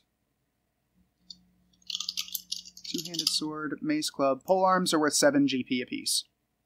GP apiece. Okay. So that would be 140, wouldn't it? 7 by 7? Or wait, no. 7. No, the that's 49. 49. Yeah, sorry. What the fuck? And then how much for the leather armor? And the leather armor is worth... Let me find the armor right fast. Leather armor is worth 20 GP apiece, so that's 20 by 7. So 27 by 7. No, so 189 for loot treasure. Okay, yeah. Yeah, I get what you... Okay, sorry, you confused me with your making the math easier. Oh, sorry. No, I'm trying to help facilitate. I'm not trying to play smoke and mirror games. No, it's cool. I understand. Like, I'm not fast enough to do it by myself on the fly, but if it doesn't sound too funky, I can keep up. This is simple math. I'm not that stupid. 80 plus 45. What are you calling those arrows worth? The arrows? Oh shit. Yeah. Since they're Mojiko. They are +1, and there were what, 5 of them, something like that. Yeah, we can go with 5. 4. There were 4 magic arrows. Arrows are worth like AGP. Like they're not much. Yeah, they're really not. Like a quarrel. But they're magic. A quarrel with 20 arrows is worth 5 GP, and these are magic arrows that do +1 to damage. So we're going to say that they are worth a gold apiece. Gold piece. All right. So that's 4 gold pieces for the arrows. Because that's not something that you find every day. Okay, so we have 270 XP from treasure that everybody gets. Like, you're lucky that plus the amethyst. Take you. Oh yeah, plus the amethyst, which is 100. Yeah, so 370 from treasure that everybody gets. And then 375 from monsters that we split PC-wise. We split 3 ways because one of us didn't make it. So everybody gets 495 experience points. Awesome. So everybody add that to your character sheets. And that includes Tori, because she's part of the band now. What was that? 495 XP? Yeah. The only problem is that you're an elf, Ray, so it's going to take a long time for you to level up. Yep. That is so elves get front-loaded a lot of cool shit, like the having swords and also magic and decent saves and living for ludicrous amounts of time. But then I think it's like 4,000 XP to gain a level. Yeah, it's 4K, so you're you're already more badass than everybody else in the party, but it's going to take forever for you to level up. But like our fight, like Sven is over a quarter of the way to level 2. Yeah. So he's doing still all right. alive. I'm going to have to...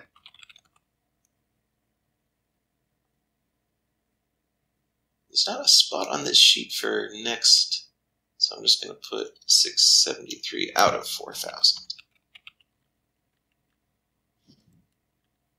You're going to have to help me make another character sheet. It's cool. We can do that when we get back to town, as a matter of fact. You can just be sitting in the bar when they get back. Yeah. And then they'll come back and they'll be like, we have all of this gold. It's amazing. You know, and you're going to be like, holy shit, I want to team up with these guys. I went in on that gold, man. All right. His distant relative is going to be a nephew, and his name is Rob Bobberts. Excellent. His family wasn't very creative when they named people. They're really good at boring, inane names possible. I mean, it fits because they're thieves, so they blend in a lot. Let me just put this in my Hamlet folder here. Yeah,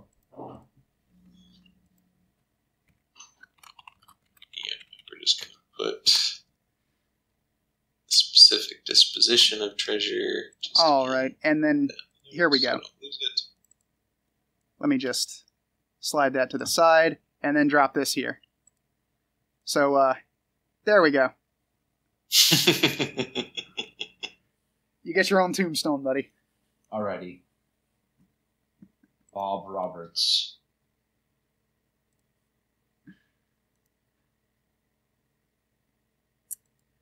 Okie doke. So that's all of the.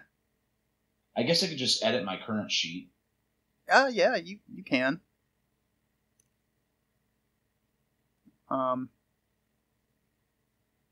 We're gonna have to re-roll your attributes and everything like that, but. Let's just make a new one. Okay. Easier that way. Alright, well, I guess I can go ahead and... is there a way to get rid of Bob's character sheet? I'm not sure about that. Oh, okay, that just pulled it out into its own little window. Yeah, I can delete it, so we'll just delete Bob's character sheet, make a new one, get you back in the game as soon as they get back to town.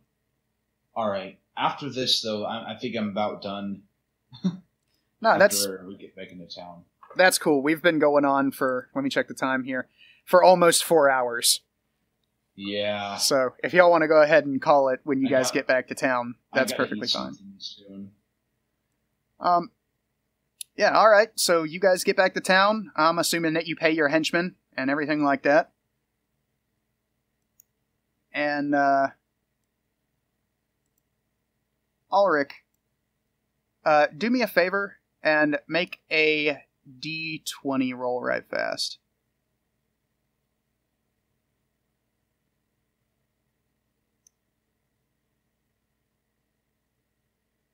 Actually, is it possible to make a new character sheet in the next session right before we start? Yeah, totally. We can do it whenever you like. All right, if you've got time during the week, then we can do it then. Yeah, I'm about done. I stayed up all day, and it's going to be a struggle for me to stay up all night and get work done. So I need to go eat something and drink coffee. That's cool. Okay, Ray, make a D20 roll right fast.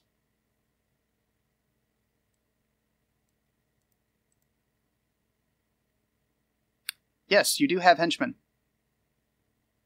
That's part of the point of old school D&D is that you really, really need henchmen because the character players are kind of fragile, as has been demonstrated, unfortunately.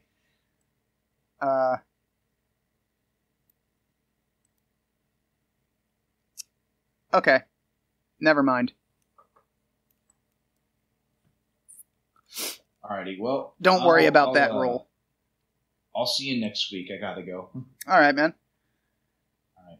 Okay. Well, I guess that we can just go ahead and call the game. I'll stop the recording, and we will have another one of these next week. So, peace out, everybody, and thank you guys for playing with me. Alright, thanks. Good night. Night.